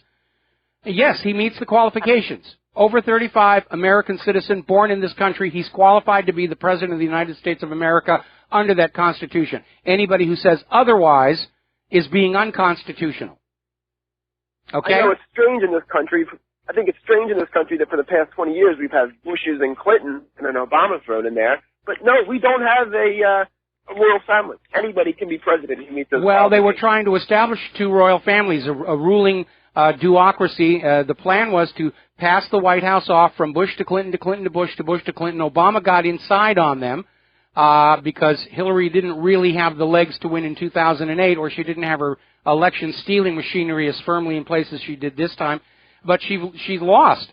And it's time for Hillary and her people to say, we lost. We had the election by the rules everybody agreed to play by ahead of time, and Donald Trump won, and you have to get used to it. Anything that you do that tries to change that outcome is treason against the United States, it's treason against the American people, it's treason against the Constitution, and nobody is going to believe that the Electoral College has any kind of a moral right to say, well, we have decided over the American people that Donald Trump can't be president, and we're going to give it to Mitt Romney, or we're going to give it to Ted Cruz, or failing that, Hillary Clinton. Like I said, I'm very concerned that there will be an assassination attempt on Trump before the December 19th, which would leave the Electoral College free and wide open to hand it to Hillary Clinton. So, Trump's people, keep the Kevlar handy. What can I tell you? Kyle, we're going to let you go here. I need to do some real news here. We're going to do some news for a while. We were talking about how corporate media and the corporate-owned social media on the Internet have declared war against the independent media, freedom of speech, diversity of opinion. Twitter has initiated a mass purge of alt-right accounts. They've just gone on a binge, just canceling accounts left and right. It's almost like social media is trying to engineer a situation in which nobody can get out any messages questioning Hillary's agenda or supportive of Donald Trump. Quantcast has now blacklisted InfoWars as a fake news site. Now, this is an attack on freedom of speech. I don't agree with Alex Jones on a lot of the things that he says, but he has a right to his opinion as I have a right to mine. And we shouldn't have these large corporations that are aligned with the Clintons and Bushes saying, well, we're going to control what the people sees. That is a complete violation of the First Amendment. And the Supreme Court has ruled in the past, as new technologies came along, they fell under the purview of the First Amendment. When the First Amendment was passed, the only mass media were newspapers. Then telegraph came along. Then radio. Then eventually television. And now the computer internet. All of them are protected by the First Amendment, and we're seeing all of these corporate interests defying that. We'll be right back. And aloha, America. Welcome back to the show. We're talking about this open war by the establishment against the independent media because we got in their way. We got in the way of their globalist plans. We got in the way of their war agenda. How could you do that to us? Well, because we're actually doing what the corporate media claims to do. We're acting as a watchdog on government abuse. That was the contract from the Founding Fathers. The reason the First Amendment guaranteed freedom of speech was so that anybody could stand up and say, the government is wrong here without fear of retaliation. That's why that's there. That was the contract. And the corporate media has abandoned that role. Now, apparently, over at Merrimack College, the assistant professor of communications, Melissa Zimdars, has come up with a list of all of those independent media websites that are full of fake news. And they have, Prison Planet is on there, Hang the Bankers, Government Slaves. I mean, you will recognize the names. For some strange reason, I didn't make the cut. I didn't make the team. I can't tell you how crushed I am that I didn't make the list of websites that Misha seems to feel are full of fake news. I'm going to have to get some Play-Doh and some coloring books and go into my safe space and just process what has happened because I feel so terrible. I'll just have to go back and polish up my little plaque from the Southern Poverty Law Center that names my website One You Should Never Read or Your Nose Will Drop Off the Front of Your Face. Meanwhile, over at Facebook, which is setting itself up as the arbiter of what is fake and what is real, they've been forced to admit to another glitch. They've had another silly little glitch that overstated their ad metrics. In other words, they're cheating their advertisers. This little glitch. It was just an accident. Honest, we would never, ever do anything like actually fraudulently inflate impressions to make more money. It's silly for you to think about that. Now, Edward Snowden has come on out saying that we shouldn't be dependent on Facebook as a news source because it is just one company. It clearly has a bias. They're using their presence in the market to reshape the way we think, and that is very dangerous, and he's absolutely right. He's absolutely right. Now, there's a call over in OccidentalDissident.com for President Trump to nationalize the social media and treat it like a public utility. Trump certainly would be very sympathetic given how the social media was openly biased against him during this last election. Now, as I mentioned, Twitter is already scrubbing accounts. The Southern Poverty Law Center is applauding, saying, you know, we should destroy all websites of well-known white supremacists. Now, the problem with that is, right now, in the current political climate, well, I'm going to finish this on the other side of the station identification. We'll be right back. And aloha, America. Welcome back to the show. And we're talking about how Twitter has started shutting down accounts for anybody supportive of Donald Trump. And Southern Poverty Law Center is out there saying, we applaud this action. It's time to get those white supremacists. And the problem here is in the current political climate with the liberals still in charge until Donald Trump's inauguration. Anyone supportive of President Trump is being declared a white supremacist in the corporate media. Oh, he only won because all the racists voted for him. But Twitter and the Southern Poverty Law Center are not at all concerned about the Black Lives Matter tweets calling for whites to be made a minority or in extreme cases exterminated. They don't seem concerned about that at all. It's only racist when it's the white people. Now, it appears there is now an organized campaign to silence opposition to Hillary ahead of her push to hijack the Electoral College and buy the presidency out from under Donald Trump. And I think given the abuses of these large corporations in what is now, for all intents and purposes, a public utility, something ought to be done. Now, nationalization might be seen as too extreme, but a taxpayer-funded public social media system looks like an ideal solution to me, one that is under the constraints of the Bill of Rights.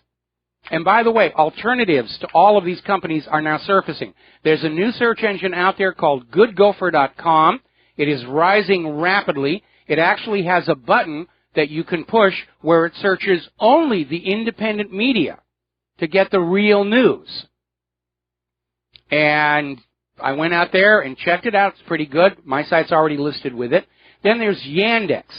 Now, Yandex is a search engine that's being run out of Russia. It does not have the built-in liberal bias that you see in Facebook and Google and all the rest of it. Yandex has also come out with their own browser, which I tried it out. It's actually pretty good, and I'm going to start using that one because I don't have to worry about Google somehow getting, what bikini model pages I'm looking at today. I actually trust Russia to be much more respectful of my privacy than I do the U.S. government. And the corporate media is out there just arbitrarily saying, well, everything the independent media said is fake. Even stuff that a little research shows to be absolutely true, especially all the stuff coming out of the WikiLeaks, the DC email leaks, all the internal documents from the State Department, from Hillary's office, from the campaign that all came out. It's all true and verifiable. But the corporate media is out there saying, no, it's all lies. None of it ever really happened. Really, you have to come back to the real news over here at the corporate media. And one example is over in the Independent in UK. Donald Trump supporters get their news from a strange media universe, and it's frequently fact-free. And literally came on out and said there have to be more gatekeepers on the independent media. This coming from the same newspaper that on March 20th, 2000, supported the global warming fraud with the headline, "Snowfalls are now just a thing of the past," written by Charles Onions. And let us not forget, the UK Independent was fully on board with the story that Saddam Hussein had nuclear weapons. I don't think I need to go any further here.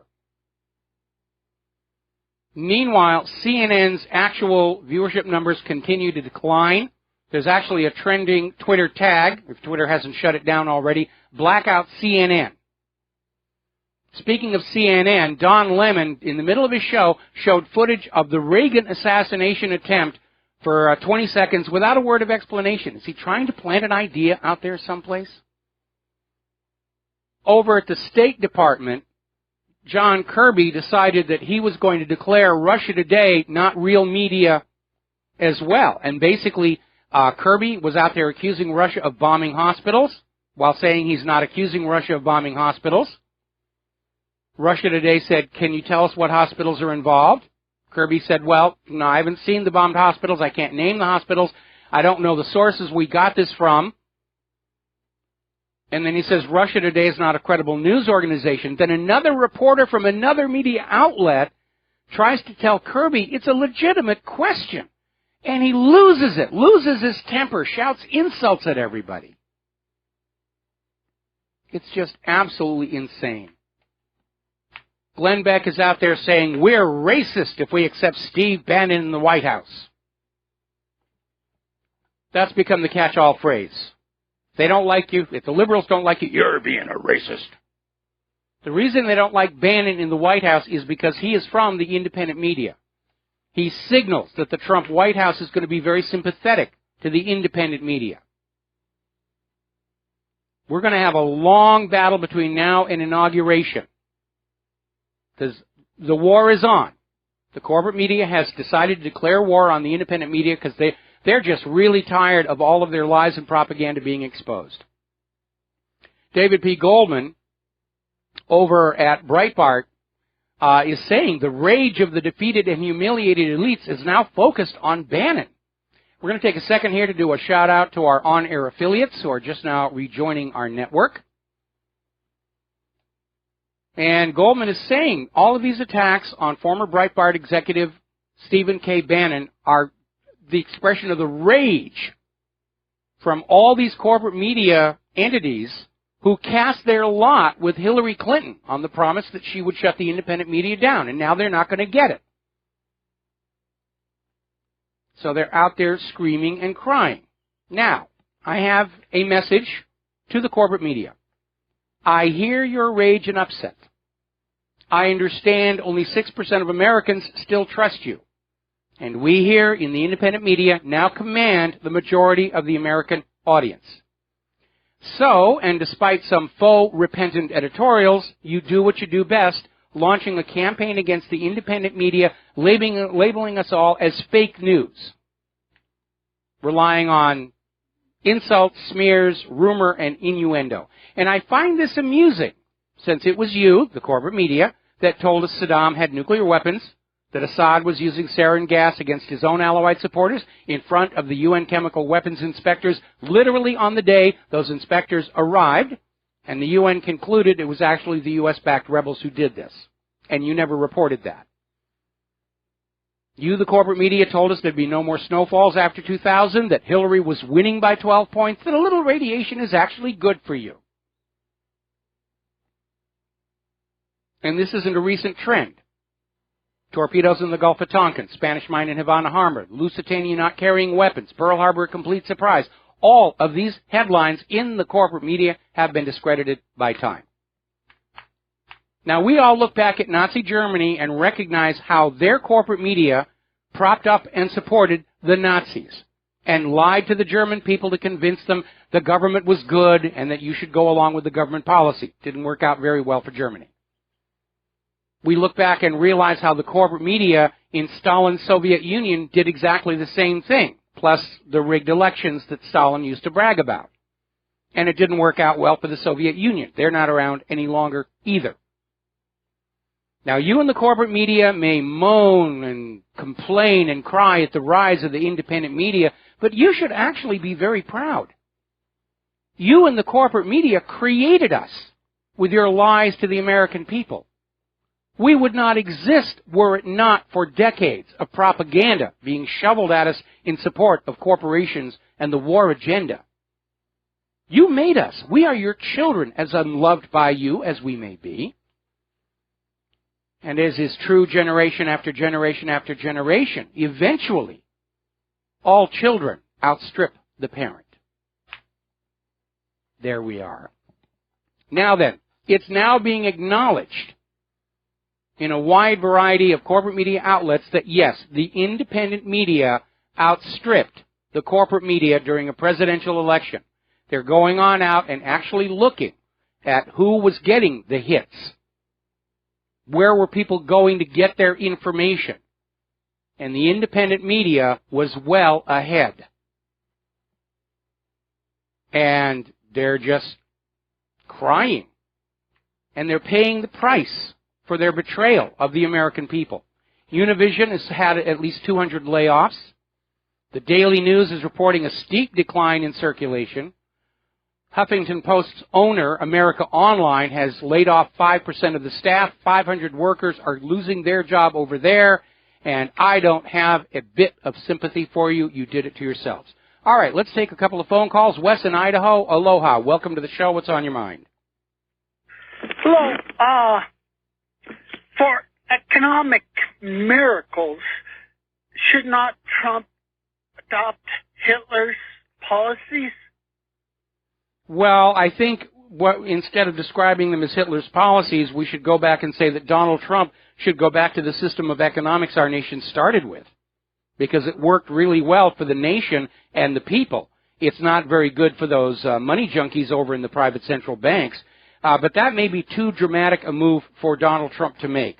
But what he could do, is he could repeat John F. Kennedy's Executive Order 11110 and simply say that we're going to have currency here that is based on value, not debt. Now, of course, that's one of the reasons Kennedy got killed, and I'm sure that Trump's people are well aware of that. But with a public that's aware that that was one of the motives for John F. Kennedy's assassination, and we're coming up on that anniversary here in another few days, that might help protect Donald Trump. The more aware the general public is of how the bankers are behind the wars and the assassinations, the more difficult it is for them to try and do it again. I actually had a reader write on in and ask to repost All Wars Are Bankers' Wars to the front page of What Really Happened, which I have done, even though it's permanently linked up at the top. But you need to understand that the money power is trying to hold us as their slaves. Trying to figure out who is the bigger Hitler basher, you or Alex Jones? Well, I think at this point it's kind of irrelevant. We all agree that Hitler messed up on a whole bunch of things. And, I don't subscribe to the Orthodox story of the Holocaust. And I think Hitler was genuinely motivated to do what was right for the German people when he got rid of that private central bank. But once he got goaded into the war, he did make an endless series of mistakes that led to the downfall of his country. Wes, we're going to let you go here and switch over to James in Hawaii. Aloha, James. Welcome to the show. What's on your mind? Yeah. Good afternoon. How are you? I'm fine. I've been thinking about the different things that could be changed as far as election laws go that might make it a more fair and honest system. You have, between the Republicans and Democrats, you have two, they both should fall under RICO statutes, the way they behaved this last election. I agree. And this nation was never started with two parties. This nation was started where any group of people could form a political party, put forward a candidate, and none was given special preference. The two-party system was created to save corporations money because they only had to bribe two candidates instead of 5 or 6 to thwart the will of the election. Well, we now live in a corporate juristic person system. I don't. I live in a republic with a democratically elected government, and I'm refusing to move. Okay, well, let's put it this way. When you go in a court of law, what type of jurisdiction, when they say statutory, what does it really mean? I really don't want to get into a long, legal trivia debate because we're running short on time. But the issue is this country will be what we, the people, decide it's going to be. That's how it was set up, and that's how it's going to continue.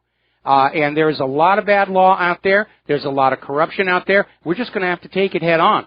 Anybody who thinks that on Trump's inauguration that miracles are going to happen, you're living in a dream world. As much of a fantasy as Hillary supporters. We're all going to have to work together, standing shoulder to shoulder with Donald Trump to get this nation turned around, bring back the manufacturing, bring back the jobs, actually teach young people job skills instead of all of these fluffy liberal arts degree programs that have made them the most useless generation of millennials around the world. And it's going to take a lot of work. Anyway, James, we're going to let you go, and we're going to switch over to Doug in Ontario. Aloha, Doug. Welcome to the show. What's on your mind? Hey, Mike. Yes, hello? You're on the air. What's on your mind? Yeah, Mike. I was reading an article about some people wanting to flee to Canada. Yeah. Because of your election, and we follow it pretty close. We're about an hour from the Michigan border, and I just thought about some of the things that you're saying about so many illegal people getting into the United States. Well, let's, for example, if I want to go over into Detroit or into Michigan, I can't because I had a DUI 25 years ago. Now, this is how strict it is. It's incredible. If you have any type of a record whatsoever, even something that you've been pardoned for, if they ask you, have you ever been pardoned for any crime, you have to be honest and say yes, you're refused entry. So I have no idea how so many illegal people can get in through the south border of the United States. But if you look at Canada, it's insane. You wouldn't believe the hoops you got to jump through. Now, I have a lot of friends that are into drag racing and that, and the events they hold in Canada attracts a lot of American racers. A lot of them won't even come here now because they get their complete rigs tore right to pieces at the border, every single thing you can imagine, and sometimes they're tied up for 7-8 hours. And a lot of them just turn around and go back. Well, Canadian tourism to the United States has suffered under our civil forfeiture laws. I was with Jim Goddard, and I have done that on his show a couple of times. Canadians will come down here, and they're carrying cash, and the American police will stop them and say, well, you're carrying too much cash. We think we suspect you may be a drug smuggler, and they'll just steal it.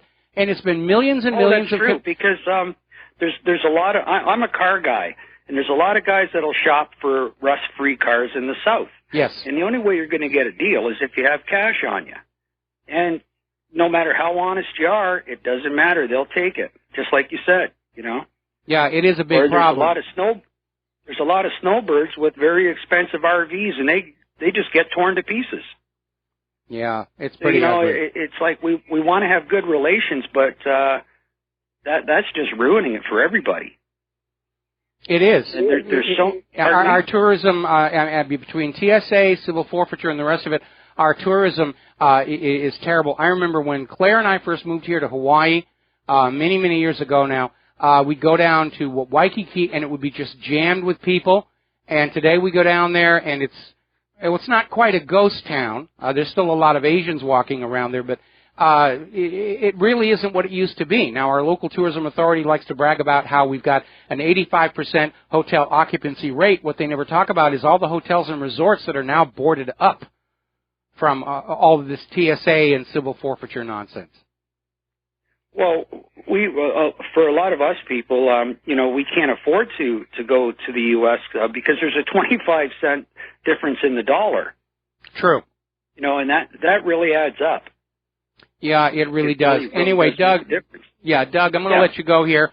Thanks an awful lot for the phone call. I know we've got other callers waiting, but I need to get some news done here. Now, Obama is out there, like I said, he's out there trying to polish his reputation. And he was out there making a talk about how Obamacare is less than your cell phone bill. He's literally put out this infomercial trying to remind us what a great thing Obamacare is and saying that Obamacare is less than your cell phone bill and that most people will only have to pay $75. Now, my Obamacare-compliant health insurance is 4 times my cell phone bill, and I've got 2 phones on that cell phone bill. And unlike Obamacare, I actually get to use my cell phone. I don't get to use my Obamacare health insurance policy because of that sky-high deductible. Now, Obama is out there in Germany, and he made this bizarre statement that he thinks he did a pretty good job as president, but people voted for Trump because they wanted to shake things up. And I have a news flash for you, Mr. Obama. Happy people do not want to shake things up. Happy people leave things just the way they are. Unhappy people who think you did a terrible job are going to shake things up and boot the incumbent party. And that's what happened on Election Day. All right, we're going to take a break for commercials, and we'll be back with more news and maybe a few more phone calls after these few words. Aloha, America. Welcome back to the show. We're going to go ahead and take one more phone call, then get back to the news. Dave in Long Island. Aloha, Dave. Welcome to the show. What's on your mind? Dave, are you there? Hello, Dave. Going once, going twice. Hang on. Okay, hang on. Dave, are you there? Okay, I guess we lost Dave. Now then, Mike? Yes. Mike? Yes, this Dave? You're there. Okay. I just want to tell you, today I'm staying with my sister, and my sister locked the dogs in the den today. They happen to have the TV on, keep them company. When I walked by, I saw that the View was on, and on the View they were saying about how Google was going to be the arbiter of what's going to be real news and fake news, and of course, you know, the audience was yay with little birds and stars going around their heads, and you know, they were all in agreement, no critical thinking there or anything like that. Like, well, you know, you're in big trouble with the ASPCA right now because making those dogs watch The View, that's cruelty to animals. I said, I'm turning this off, guys. This is way below your intellect level, so we're going to change the channel. Change it over to Cujo or something. I just wanted to get that in. All right, well, thanks an awful lot. We're going to let you go. I'm going to do some more news stories. I know we got callers waiting. I don't know that I'm going to be able to get to them all. I have to be a little more selective, but here we go. Now, one of the issues about immigration that keeps coming on up is the fact that these refugees and immigrants are bringing into this country diseases which previously had been eradicated. Tuberculosis, drug-resistant tuberculosis, even a couple of cases of bubonic plague. And apparently there's a list now out now, amoebiasis, giardiasis, cryptosporidiosis. We have that here in Hawaii. Malaria, visceral leishmania. I can't even pronounce these things. But there's a lot. They're literally making us sick with this immigration refugee policy, but of course that's good for the economy because now you're going to have to go to the doctor to get treated for these illnesses which haven't been in this country for 100 years, and you'll have to go to the pharmacy and buy medication, and that's good for the economy as well. Now then, very alarming story coming out of newstarget.com about how the American Medical Association has adopted a new set of ethical and professional guidelines for physicians that would punish any doctors who speak out about any issues in conventional medicine in terms of questioning the efficacy and safety of various pharmaceuticals. The AMA has been bought out by the big pharmaceutical corporations and is now taking to itself the ability to punish doctors who don't follow the narrative. You will tell your patients they need to have this medication, or you will lose your medical license. That's tyranny and dictatorship. Okay, let's grab some more phone calls. Ernest in Reno, aloha. Welcome to the show. What's on your mind? Ernest, are you there? Ernest in Reno? Okay. No? Ernest, yeah, I can hear you now. Okay. Okay. Yeah. Listen, Mike, I wanted to ask you, the globalization agenda, in your opinion, when do you think the origination of it was? Was it something that just started this century, or in your opinion, what do you think? Well, the idea of a global government is not a new one, and there have been theorists and philosophers talking about it and how wonderful it would be going back centuries. But I think the idea of a single global government, I mean, that's what Alexander the Great was trying to do, for one example. But in its current incarnation, the single global government is an effort to create a system in which there are no alternatives. You're not allowed to go to another country because none exists. You're not allowed to choose a different banking system because one does not exist. You're not allowed to try alternative medication because it's banned, and so forth and so on. Any global government ultimately is going to be a terrible dictatorship just to survive the circumstances of its own creation. We know how much fraud was involved with that. Anyway, let's see. Ernest, thank you. We're going to have to let you go and take another break for commercials, and we'll be right back. And aloha, America. Welcome back to the show here. Before we get back to the phones here, apparently over at the Washington Post, they had a columnist coming on out by Lawrence R. Samuel, basically saying it's time to abolish the separate states. We don't need the states anymore. They're not cultural identities anymore. They've all been blended together. And Americans should just get used to the idea of living in a single nation with a strong central government. They're telegraphing exactly what they want to do. And what they're doing is exactly the opposite of what the Founding Fathers intended. Apparently there's a new study ranking U.S. healthcare last in the modern world. We knew it was 33rd. Apparently it's gone downhill all the way to the bottom of all modernized nations. Certainly the most expensive. Now, earlier today we were reporting on how something like 800 tons of paper gold had been dumped on the market. And I just now saw the story that may explain why that was being done. Over in India, they're having an experiment with banning currency and trying to go cashless. Everything goes through the bank. And to nobody's surprise, everybody started buying gold and drove the price up to $2,800 per ounce in India. Well, that can't be allowed to stand. People will empty their savings accounts, sell their stocks, and buy gold. And that's the reason they dumped those 800 paper tons on the market to drive the price back down.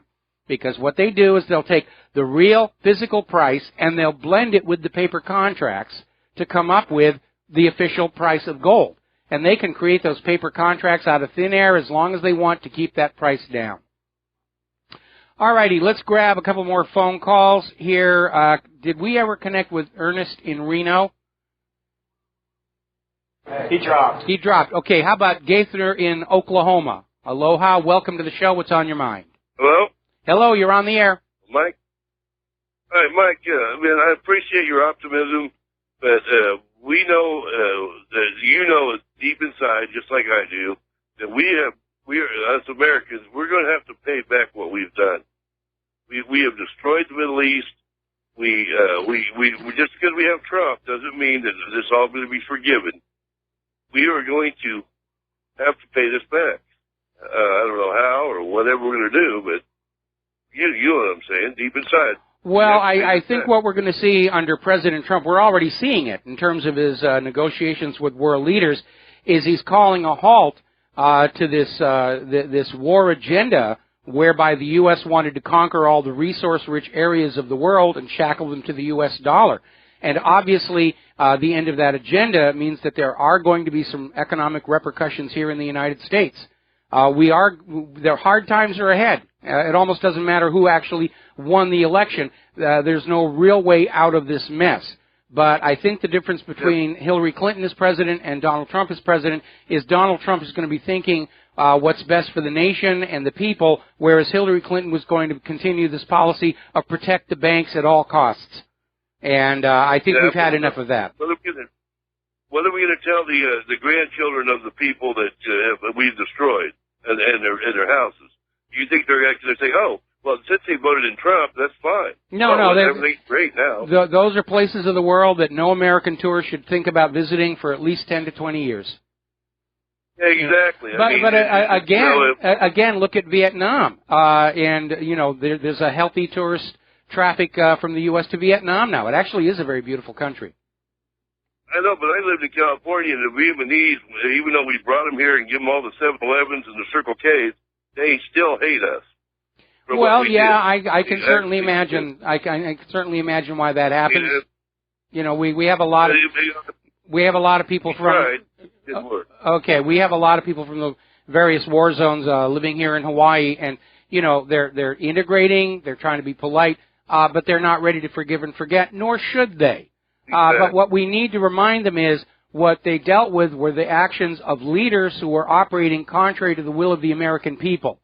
The American people, by and large, did not want to see any of this stuff happen. We were lied into it. We were tricked into it. In a lot of cases, it was done without our knowledge. And if they want to haul our past leaders off to the International Criminal Court and throw them in jail, I'm certainly not going to get in their way. I think it would be a good thing to have it happen for some of these war hawks to wind up in the ICC. It'd be great that if you could explain that to them, but I don't think they're going to quite connect on this deal. Actually, no. When I've talked to the people here and I say, we ordinary Americans didn't want to go along with this, and they say, we understand that. And their anger is focused on the political leadership, not on the American people as a whole. At least that's been my experience. Anyway, we're going to let you go here. Thank you very much for the phone call. We're going to switch over to Frank in London. Aloha, Frank. Welcome to the show. What's on your mind? Hi, Mike. It's regards to a caller who said that there could be civil war in America.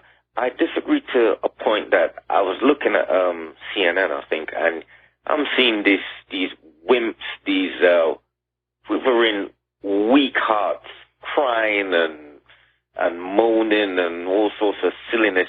I think these people aren't going to stand up to a civil war. They can go out there with their rental mods and do all these silly things, but I think they'll run away to their mom's house and hide in under their moms or something. I agree. I agree. If there's a real civil war in this country, you're going to find that it's going to be very, very one-sided.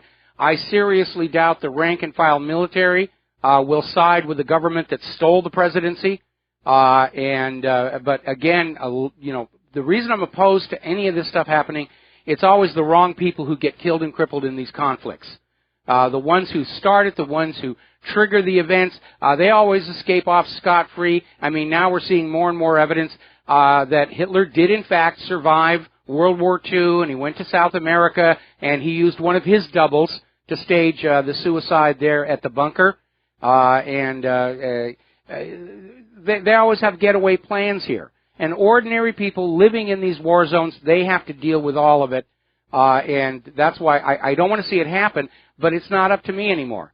I don't have a switch here where I can say, yes, civil war, no civil war.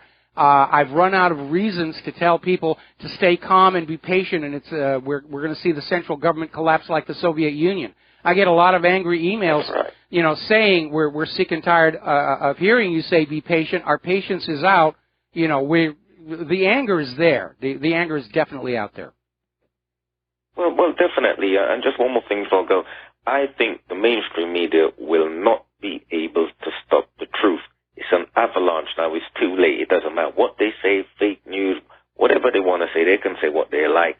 I don't think they're going to win this. I don't think they're going to win this time. No, they're already losing. They're making themselves irrelevant, and we may see a major societal crash where all these corporate media outlets, they're having to let people go. They're losing their advertisers. I get solicitations for new advertisers for What Really Happened all the time now. I don't even have time to go through them. Everybody knows where the main focus is now shifting to.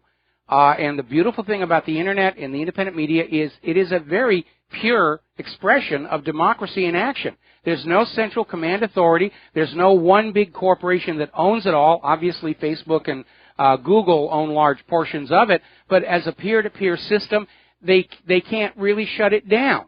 If Twitter starts canceling accounts, somebody else is going to set up another Twitter in its place, and everybody will just move over to there. People are already closing their Facebook accounts, and they're going on over to some of these new services that are coming up that are much more respectful for both for privacy and freedom of speech.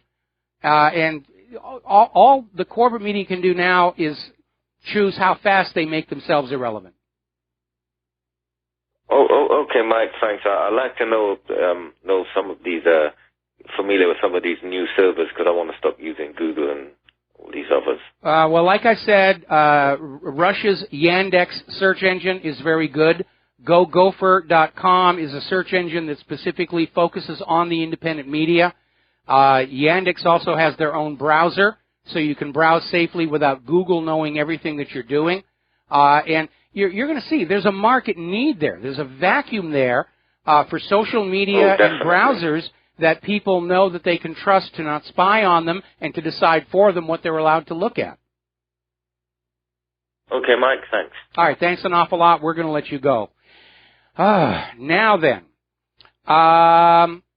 let's see. Let me put that away here. As you know, this last weekend we had a major quake over in New Zealand. New Zealand does get them.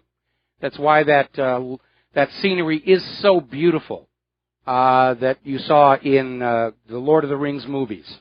Those amazing mountains. You don't get those without a lot of shaking. They're now realizing this last earthquake was so powerful, the sea floor lifted 2 meters. Literally came up through the sand. We didn't have tsunamis here in Hawaii, but they certainly did all up and down the 2 islands, the 2 main islands of New Zealand. Somebody made an interesting little comment over at strangesounds.org that ever since that New Zealand earthquake, all of a sudden we're seeing an increase in volcanic and seismic activity around the world. Frosty, Kilauea, Colima, Santiago, Sabancaya. Mostly, though, it's around the Pacific. And obviously a quake that large has the potential to send vibration around the entire rim of the Pacific tectonic plate. Now, here in Hawaii, I can confirm we've seen an uptick both in Kilauea's volcanic outflow and in the swarm of quakes on the Big Island. Even though we are not near the edge of the tectonic plate, Hawaii's volcanoes are a hotspot volcano. They're not a subduction zone volcano. But still in all, it is all connected. A big shake like that, if it's detectable on seismographs around the world, then you know down in the rocks there's a little bit of shaking going on. And it can just be enough to upset the balance a little tiny bit. Now, speaking of natural parks like Volcanoes National Park, apparently Nestle and Coca-Cola have mounted a major effort to block a potential ban from the national parks to ban bottled water sales. First of all, the national parks have all got great water. And they have a problem with people just, unfortunately, throwing those bottles away and spoiling the scenery, and so they want to have a ban. And Nestle and Coca-Cola are fighting back. Say, why do you think we poisoned all those aquifers for? So that people would have to buy our bottled water. Let's take a phone call. Ed in Michigan, aloha. Welcome to the show. What's on your mind? Ed, are you there? Hello, Ed. He was having phone problems. He's having phone problems. I guess we're all having phone problems. Isn't it wonderful to live in a third world nation where nothing really works correctly? Oh, and by the way, I wanted to do a little shout out and thanks. The other day I was talking about the difficulty of current software that I use to support Claire's choir, Sonar and Sibelius, how it's full of bugs and nobody seems to want to deal with it. And I got sent in a lot of suggestions, in some cases free, low-cost alternatives to Sonar. I am looking at them, and I do appreciate that because I know for a fact that Claire is not happy with Sonar X1. She much preferred Sonar 5. So did I. But the Microsoft says you're not allowed to be on XP any longer. You will go to Windows 10, and you will buy the new software. And in a lot of cases, the new updated software is actually worse. In one case, a particular piece of audio editing software that I used to use, they had a very sophisticated pitch correction mechanism in it, and in the newer version, they had simply taken it out and put in something that was much simpler, didn't work anywhere near as well. I don't know why. Maybe they're going to sell that more advanced system as an add-on or a plug-in that you pay for. We've seen that with Microsoft. Oh, and by the way, apparently Russia is suing Microsoft over unfair trade practices. But I remember back in the days of Windows, even before XP, Outlook would let you synchronize with another Outlook system. So Claire and I would always have our calendars synchronizing automatically. And then all of a sudden, with the next update of Outlook, that went away. Gee, I wonder why they took it out. Well, because that was the introduction of Microsoft Exchange, and if you want to synchronize your folders, you will do the Exchange. And I worked with Exchange. It's a nightmare. And the attitude of American industry, and the reason we're in such trouble, is they've lost the love of actually making a good product they can be proud of. It's all about how do we get the maximum money out of the people. One thing I would like to see Donald Trump do is rescind indemnification for product liability for the computer and software industry. Now, back in the days of the IBM PC and the Apple II, it made sense. Brand new industry had to be protected. But computers and software today are multi-billion-dollar industries. They're now critical infrastructure to our economy, to our society. But they're still operating under these laws that say you can't sue them when they sell you a poorly designed or broken product. And it doesn't make any sense at all. If you have a business and you buy a van, and because of a design flaw, the van crashes and you suffer economic harm, you can sue the manufacturer of the van. But if you buy a computerized accounting system for that same business, and because of a design flaw, it crashes and it wipes out all your accounting data, there is nothing you can do about it. And that's one of the reasons why so much of American software is so poorly done. And we're at the point right now where, like we're seeing with Yandex coming out of Russia and all these other countries, they've already taken over the lead in spaceflight from us. They're going to take over the lead in software development because they're going to understand quality products will always be appreciated by people who will spend the money it takes to get something that will work. Simple, elegant, does the job, doesn't have a lot of bells and whistles and flashing lights and pretty little displays to make it look like it's better. We need to re-incentivize American industries across the board to make a better, more reliable, more durable, more useful product, not just for the American people, but because that will bring back those foreign customers for our products. So, did we ever get Ed in Michigan back on the line? No, didn't call back. Didn't call back. All right, Ed, there we go. Okay, well, we're coming up here on another commercial break, our last one. We're going to be back with the last segment of today's show and a few sentiments about what's going on with this poor sportsmanship by Hillary and her people. We'll be right back. And aloha, America. Welcome back to our show, last segment of our program today. And real quick story here. Apparently, President Obama's half-brother, Malik Obama, who voted for Donald Trump, is now out there calling for a boycott of CNN, MSNBC, and the New York Times. That's going to be easy. I don't look at any of those. But I think we're going to start seeing that. We already know that only 6% of Americans still trust the corporate media. Let's just tell everybody, turn off. There are better places to go. In fact, that list that liberal professor put on out, it's going to have the banned in Boston effect. People are going to be checking out those websites to find out what all the fuss is about. And they're going to find out that there's a lot going on that the corporate media will not tell them, that the corporate media has been actively covering on up. This is a time when we can wage a peaceful revolution with our wallets. Don't buy the newspapers anymore. Don't cancel your subscriptions. If there was some way I could get the cable TV company to shut these news channels off and give me something else for free, like the gardening channel, we would do that. But the reason every cable TV system has these media outlets on there is they are the ministry of propaganda of the government. You have no choice but to go to them for the news. Well, now you do. That's what the independent media is all about. You do have a choice, and that's why they've declared war on all of us. And they're frankly making themselves look silly. We've hit that point now where it doesn't matter what they do anymore. It only makes the public perception worse.